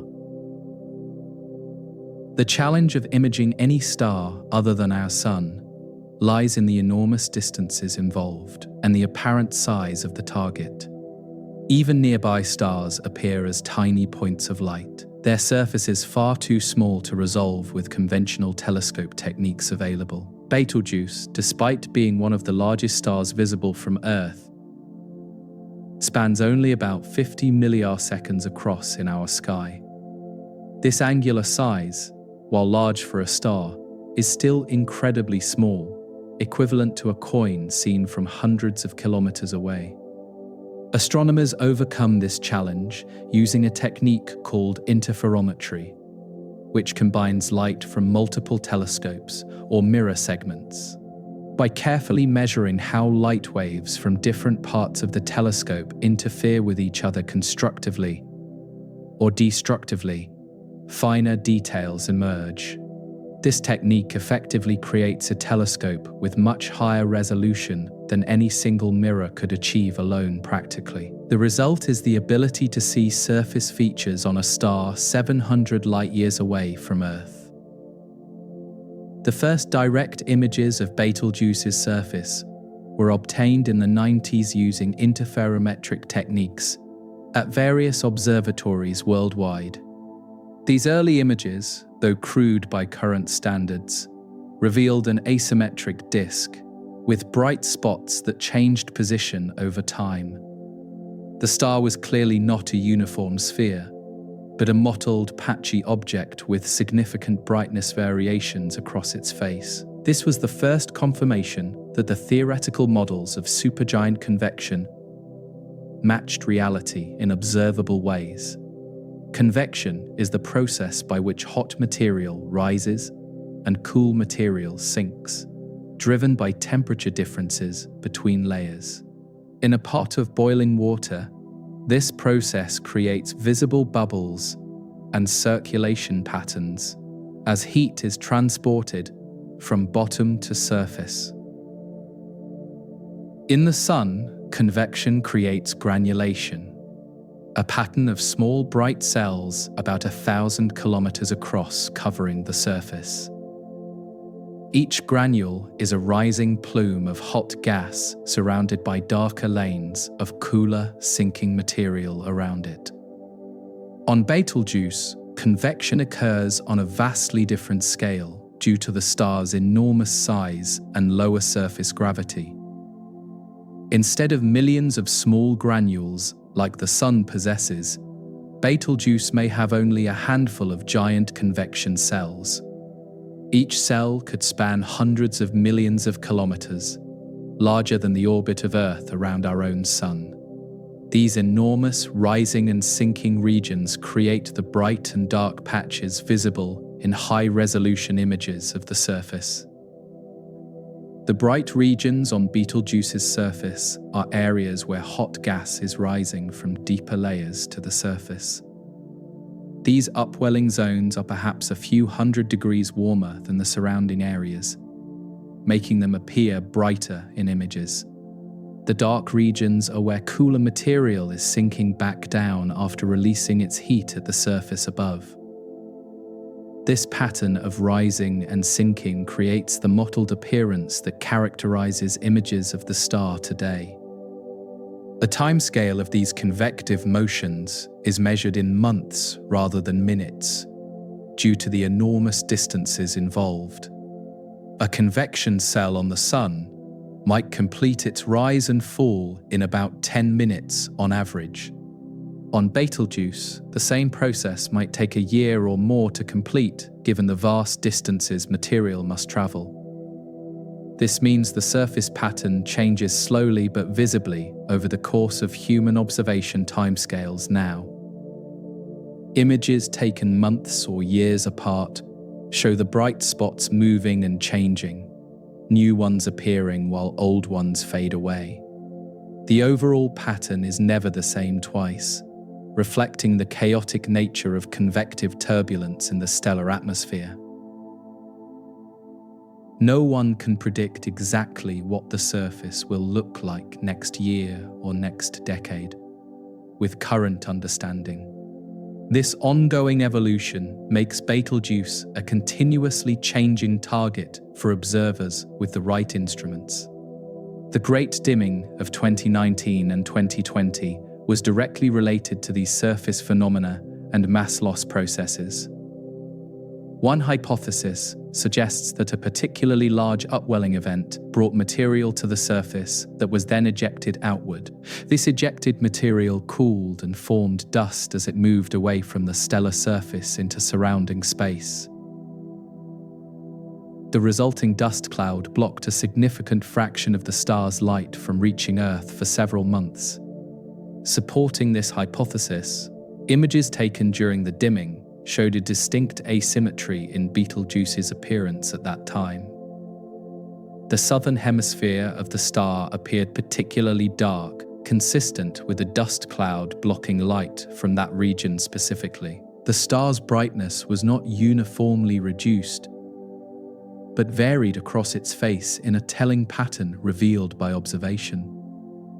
This evidence pointed toward a localized event rather than a global change in the star's overall output. The connection between surface convection, mass ejection, and dust formation represents an active area of research for stellar astronomers currently. Understanding how supergiant stars lose mass is crucial for predicting their evolution towards supernova and their eventual fate. The observations of Betelgeuse during its dimming provided unique data about these processes occurring in real time for study. Future events may provide additional opportunities to study mass loss episodes from this and other supergiant stars. The stellar wind from Betelgeuse, the continuous outflow of material from its surface, is partly driven by this convective activity. Rising plumes bring material to the surface, where radiation pressure and other forces can push it outward into space. The material flows away from the star at tens of kilometers per second, much slower than the supernova debris will eventually travel. Over thousands of years, this wind has created the extended envelope of gas and dust surrounding the star.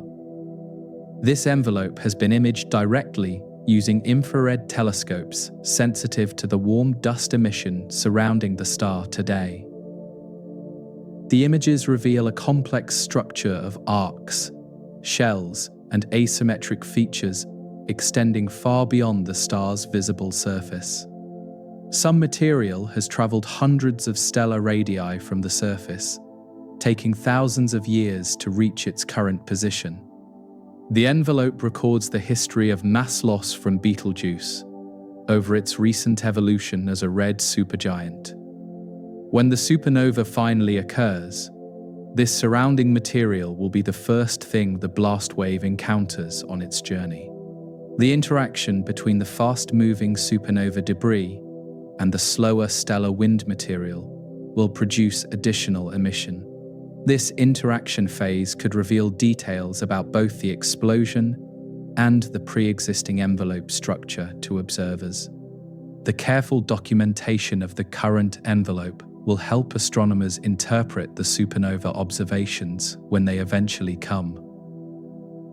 The surface of Betelgeuse continues to churn and bubble as we observe it across the light years separating us tonight. New convection cells rise while old ones sink, the pattern shifting over months of patient observation by telescopes. The star breathes in its own way, expanding and contracting as internal processes drive changes through its enormous volume. This dynamic activity will continue until the core finally collapses and the supernova transforms everything in an instant of violence. Observatories around the world maintain a quiet watch on Betelgeuse, recording its brightness and other properties continuously over time. This monitoring has been ongoing for over a century, with records stretching back to the 1800s in some archives. Amateur astronomers contribute thousands of observations each year, tracking the star's brightness variations with their own modest equipment. Professional facilities add more sophisticated measurements, including spectroscopy and direct imaging, when conditions and schedules permit observation. The American Association of Variable Star Observers, known by its initials, coordinates much of the amateur monitoring effort effectively. This organization has collected over 1 million brightness estimates of Betelgeuse from observers around the world over many decades now. Each observation adds to a light curve stretching back generations, revealing the star's behavior over timescales beyond any single lifetime. The data shows the familiar patterns of pulsation, along with occasional unusual events like the Great Dimming. Professional astronomers use this long-term data to study the star's evolution and look for any signs of unusual activity. Changes in the pulsation period, alterations in spectral features, or unexpected brightness variations all receive close scrutiny and analysis. Each observation is a data point that might, in hindsight, prove significant for understanding what happened when the supernova finally occurs. The baseline of normal behavior established over decades will help identify truly anomalous changes if they appear. Spectroscopy provides additional information beyond simple brightness measurements available through photometric observation alone. By spreading the star's light into its component colors, astronomers can identify chemical elements present in the stellar atmosphere. Changes in spectral lines can reveal temperature shifts, velocity changes, and compositional variations at the surface over time. This technique has helped characterize the pulsation cycles and mass loss processes occurring continuously at the star. Infrared observations penetrate the dust surrounding Betelgeuse that can complicate visible light observations in some circumstances. The dust is warm enough to glow at infrared wavelengths, revealing the extended envelope and recent mass loss episodes clearly. Space telescopes, like the Spitzer and now James Webb, have observed Betelgeuse, adding infrared data to the multi-wavelength picture. These observations help astronomers understand the complex environment surrounding the star in 3 dimensions. Radio telescopes contribute yet another view of Betelgeuse, detecting emission from the extended atmosphere and wind material. The radio emission traces cooler material that does not glow at shorter wavelengths, visible to optical instruments observing. This allows astronomers to map the stellar wind and its interaction with the surrounding interstellar medium in detail. The picture that emerges is of a star embedded in its own extended atmosphere, gradually merging into surrounding space. When Betelgeuse finally does explode, observers will not have to rely solely on visible light to know something has happened. Neutrino detectors around the world will register the first signal, hours before light from the supernova reaches Earth. These elusive particles, produced in enormous quantities during core collapse, travel at nearly the speed of light through everything. Several underground detectors designed for other purposes would register the neutrino flood unmistakably when it arrives. The Super Kamiokande detector in Japan contains 50,000 tons of ultra-pure water monitored by thousands of light sensors. When a neutrino occasionally interacts with a water molecule, a faint flash of light is produced that the sensors can detect. During the supernova of 1987A, an earlier version of this detector registered about a dozen neutrinos from the event. A supernova at Betelgeuse's distance would produce thousands of detections, providing detailed information about the collapse process itself. Other neutrino detectors around the world would also register the signal, allowing triangulation of the source direction from Earth. This network of detectors could provide warning to optical astronomers that a supernova is imminent before any light arrives. Telescopes could be pointed toward Betelgeuse and waiting when the first photons from the explosion finally reached Earth. This coordination would maximize the scientific return from the event by capturing the earliest observable moments.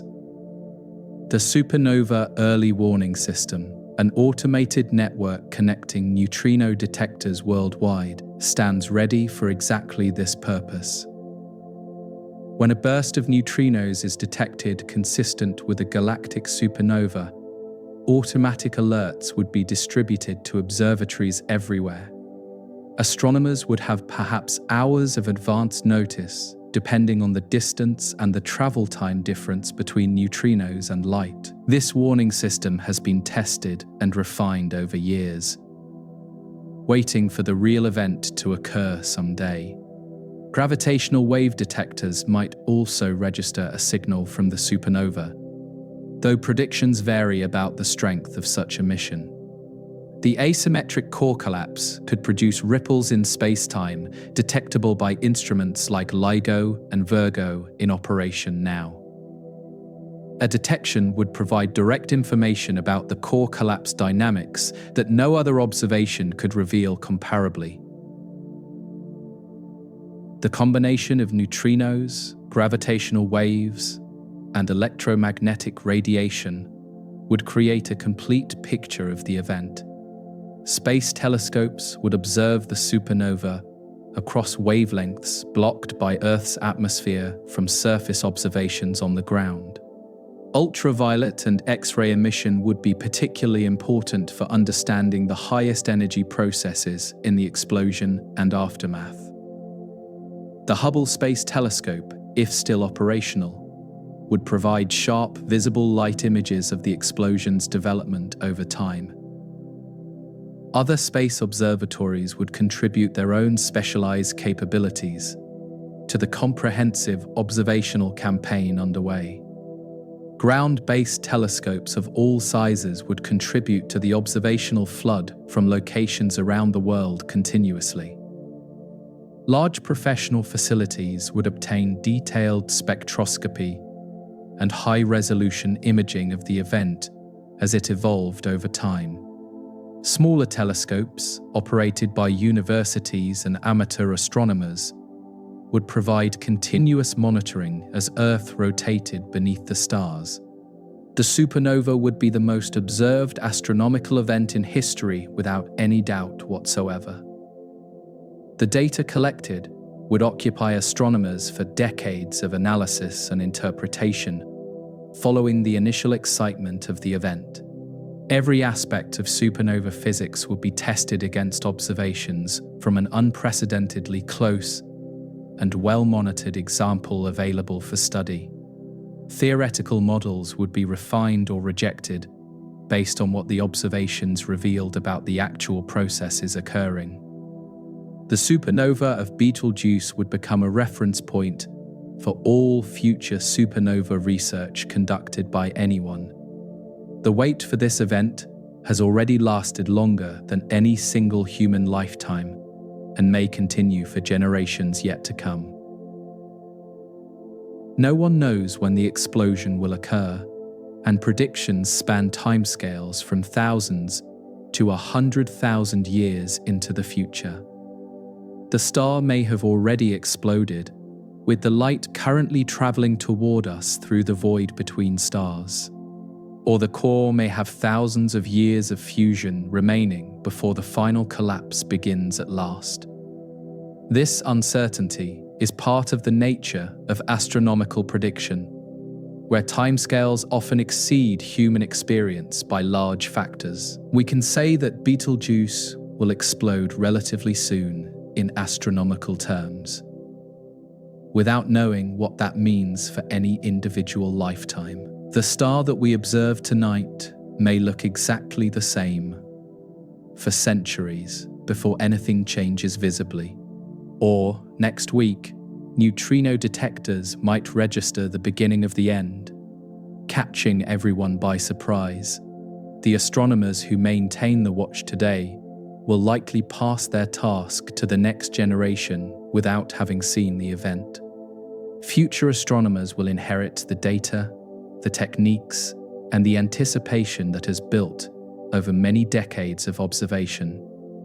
Someday, someone will be the first to notice that something has changed, that the vigil has finally been rewarded by nature.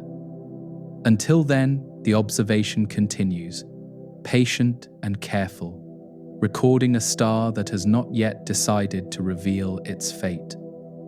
The winter sky holds Orion the Hunter in the same position our ancestors saw thousands of years ago under darker skies. The three belt stars form their distinctive line, and the figure of the hunter emerges with his raised arm and hanging sword.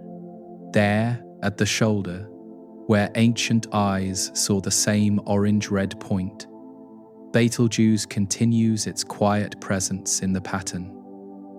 The star looks tonight as it looked last winter and the winter before that, and all the winters of recorded history.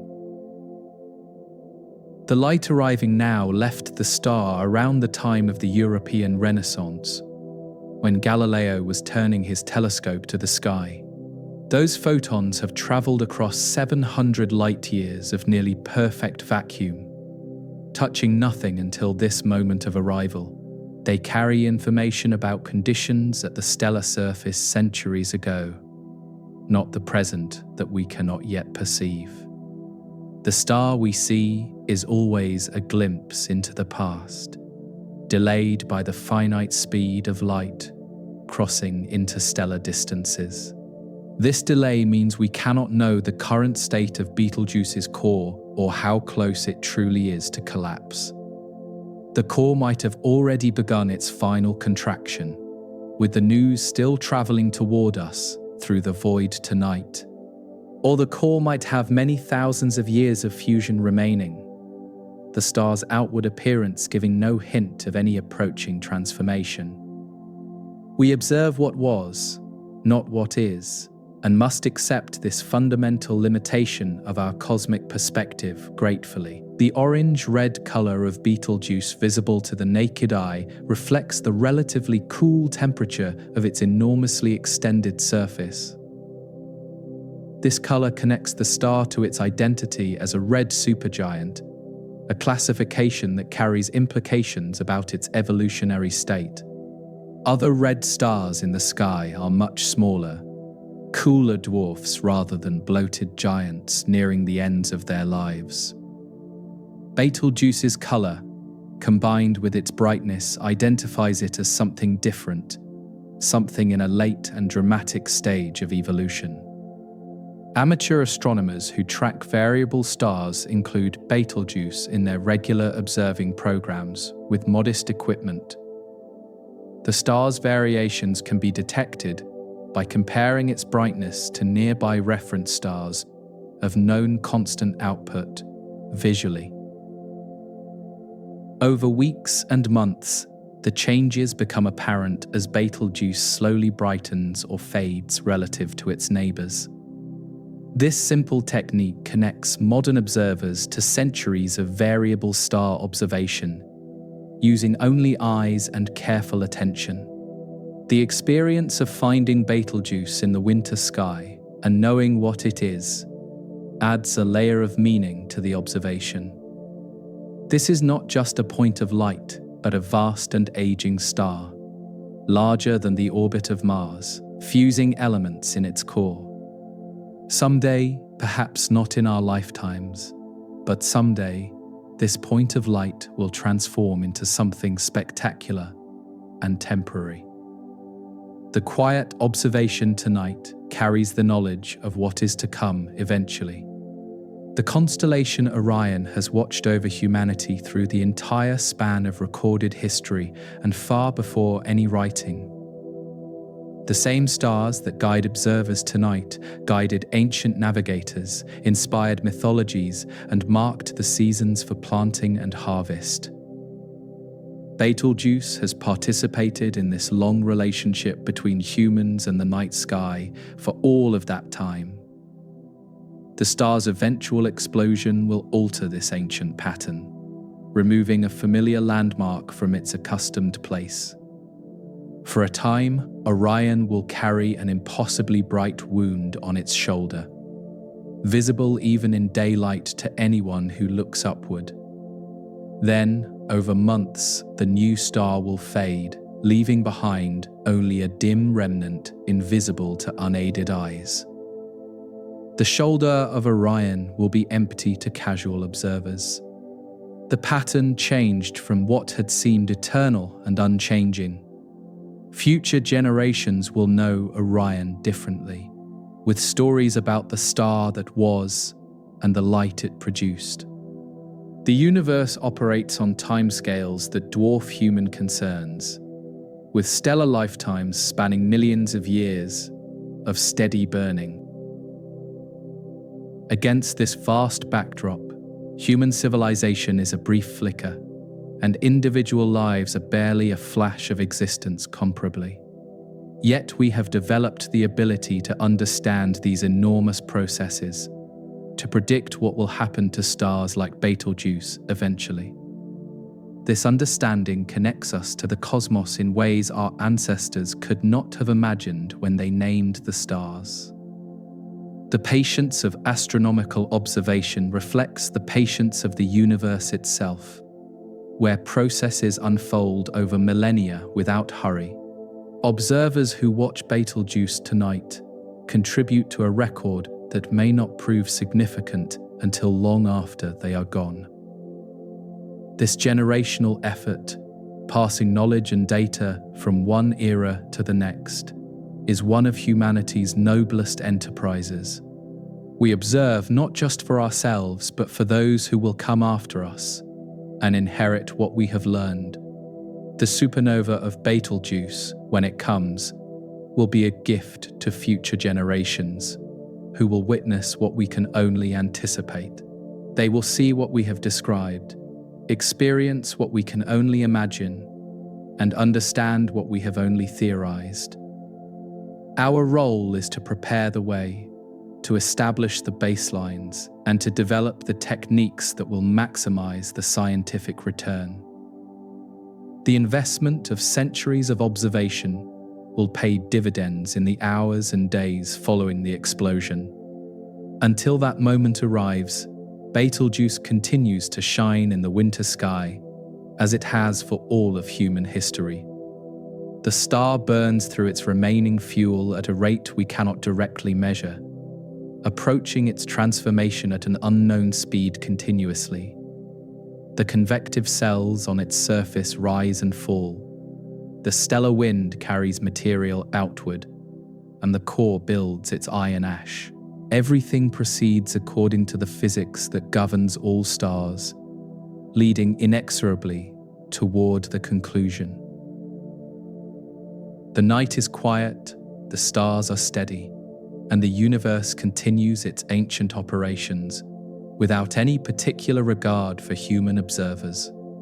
Betelgeuse glows orange-red in the shoulder of Orion, just as it did last night, and just as it will tomorrow and the next night. The familiarity of this sight is a comfort, a reminder that the cosmos, while dynamic, operates on timescales that grant us long periods of stability. The changes that will come are not imminent in human terms, however soon they may be by stellar standards.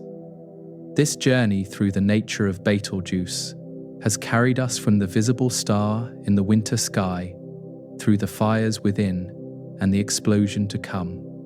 We have considered the core collapse, the light show that would result, and the remnant that would persist for thousands of years afterward. We have placed this future event in the context of human history and the historical supernovae our ancestors observed without understanding. We have examined the surface, the monitoring programs, and the detection systems that await the event. What remains is the star itself, continuing its existence in the same manner it has followed since before humans existed on Earth. The star does not know it is being watched, does not care about the predictions made for its fate by distant observers. It simply burns, fuses elements, loses mass, and approaches its inevitable conclusion at its own pace, regardless of attention. This indifference is part of what makes the cosmos so remarkable to consider quietly. The light from Betelgeuse tonight will continue traveling outward long after passing Earth, carrying information about the star to distant regions.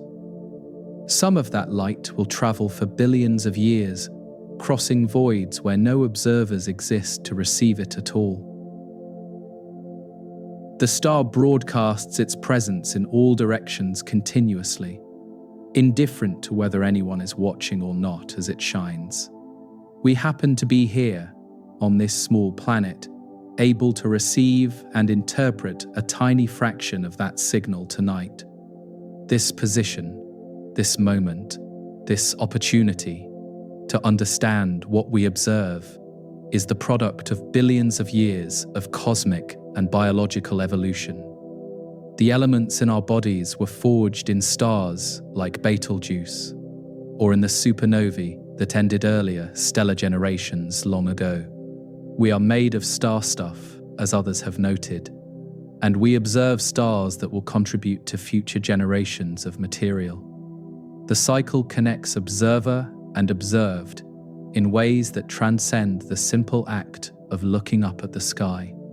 The star will explode someday, the light will be spectacular, and then it will fade, leaving the universe slightly changed but continuing. New stars will form from material enriched by the explosion. Planets will coalesce from the debris, and perhaps life will eventually emerge. The atoms that are now part of Betelgeuse will participate in futures we cannot imagine from our present vantage point. The story continues far beyond any single star, any single explosion, any single observer. For now, the star is there, in the shoulder of Orion, orange-red and steady against the winter darkness of the night sky above.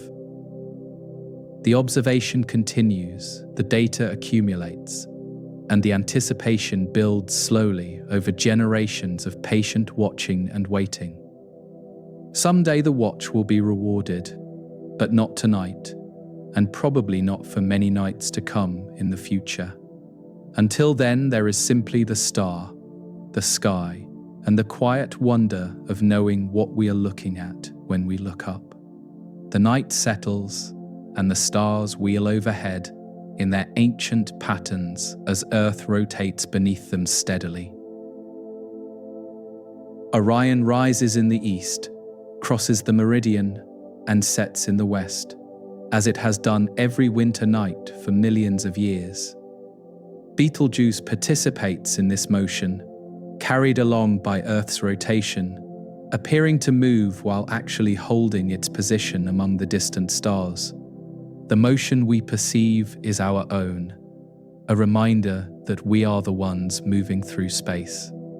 The stillness of the stars is an illusion created by their enormous distances and our brief human perspectives on cosmic events.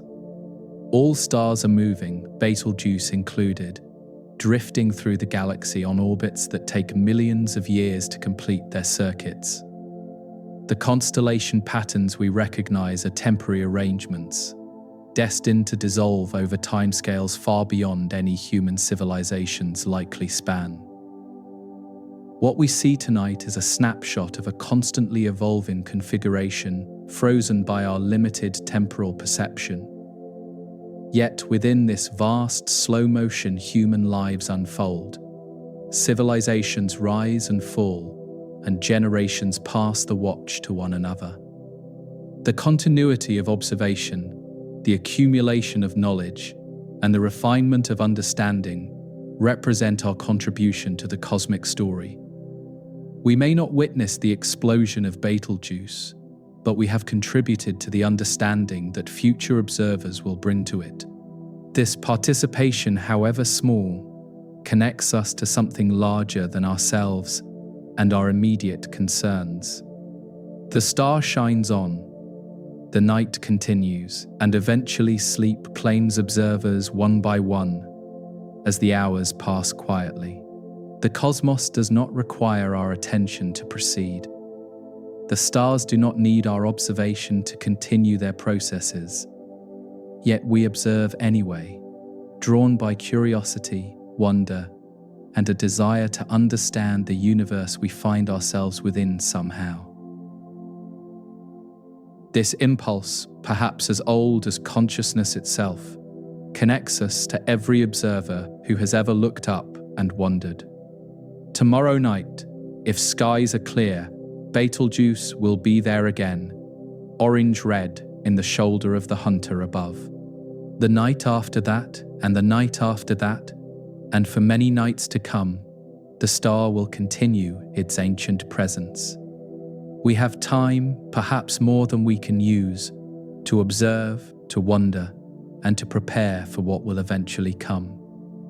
For now, there is only the star, the night, and the peaceful continuation of everything that exists.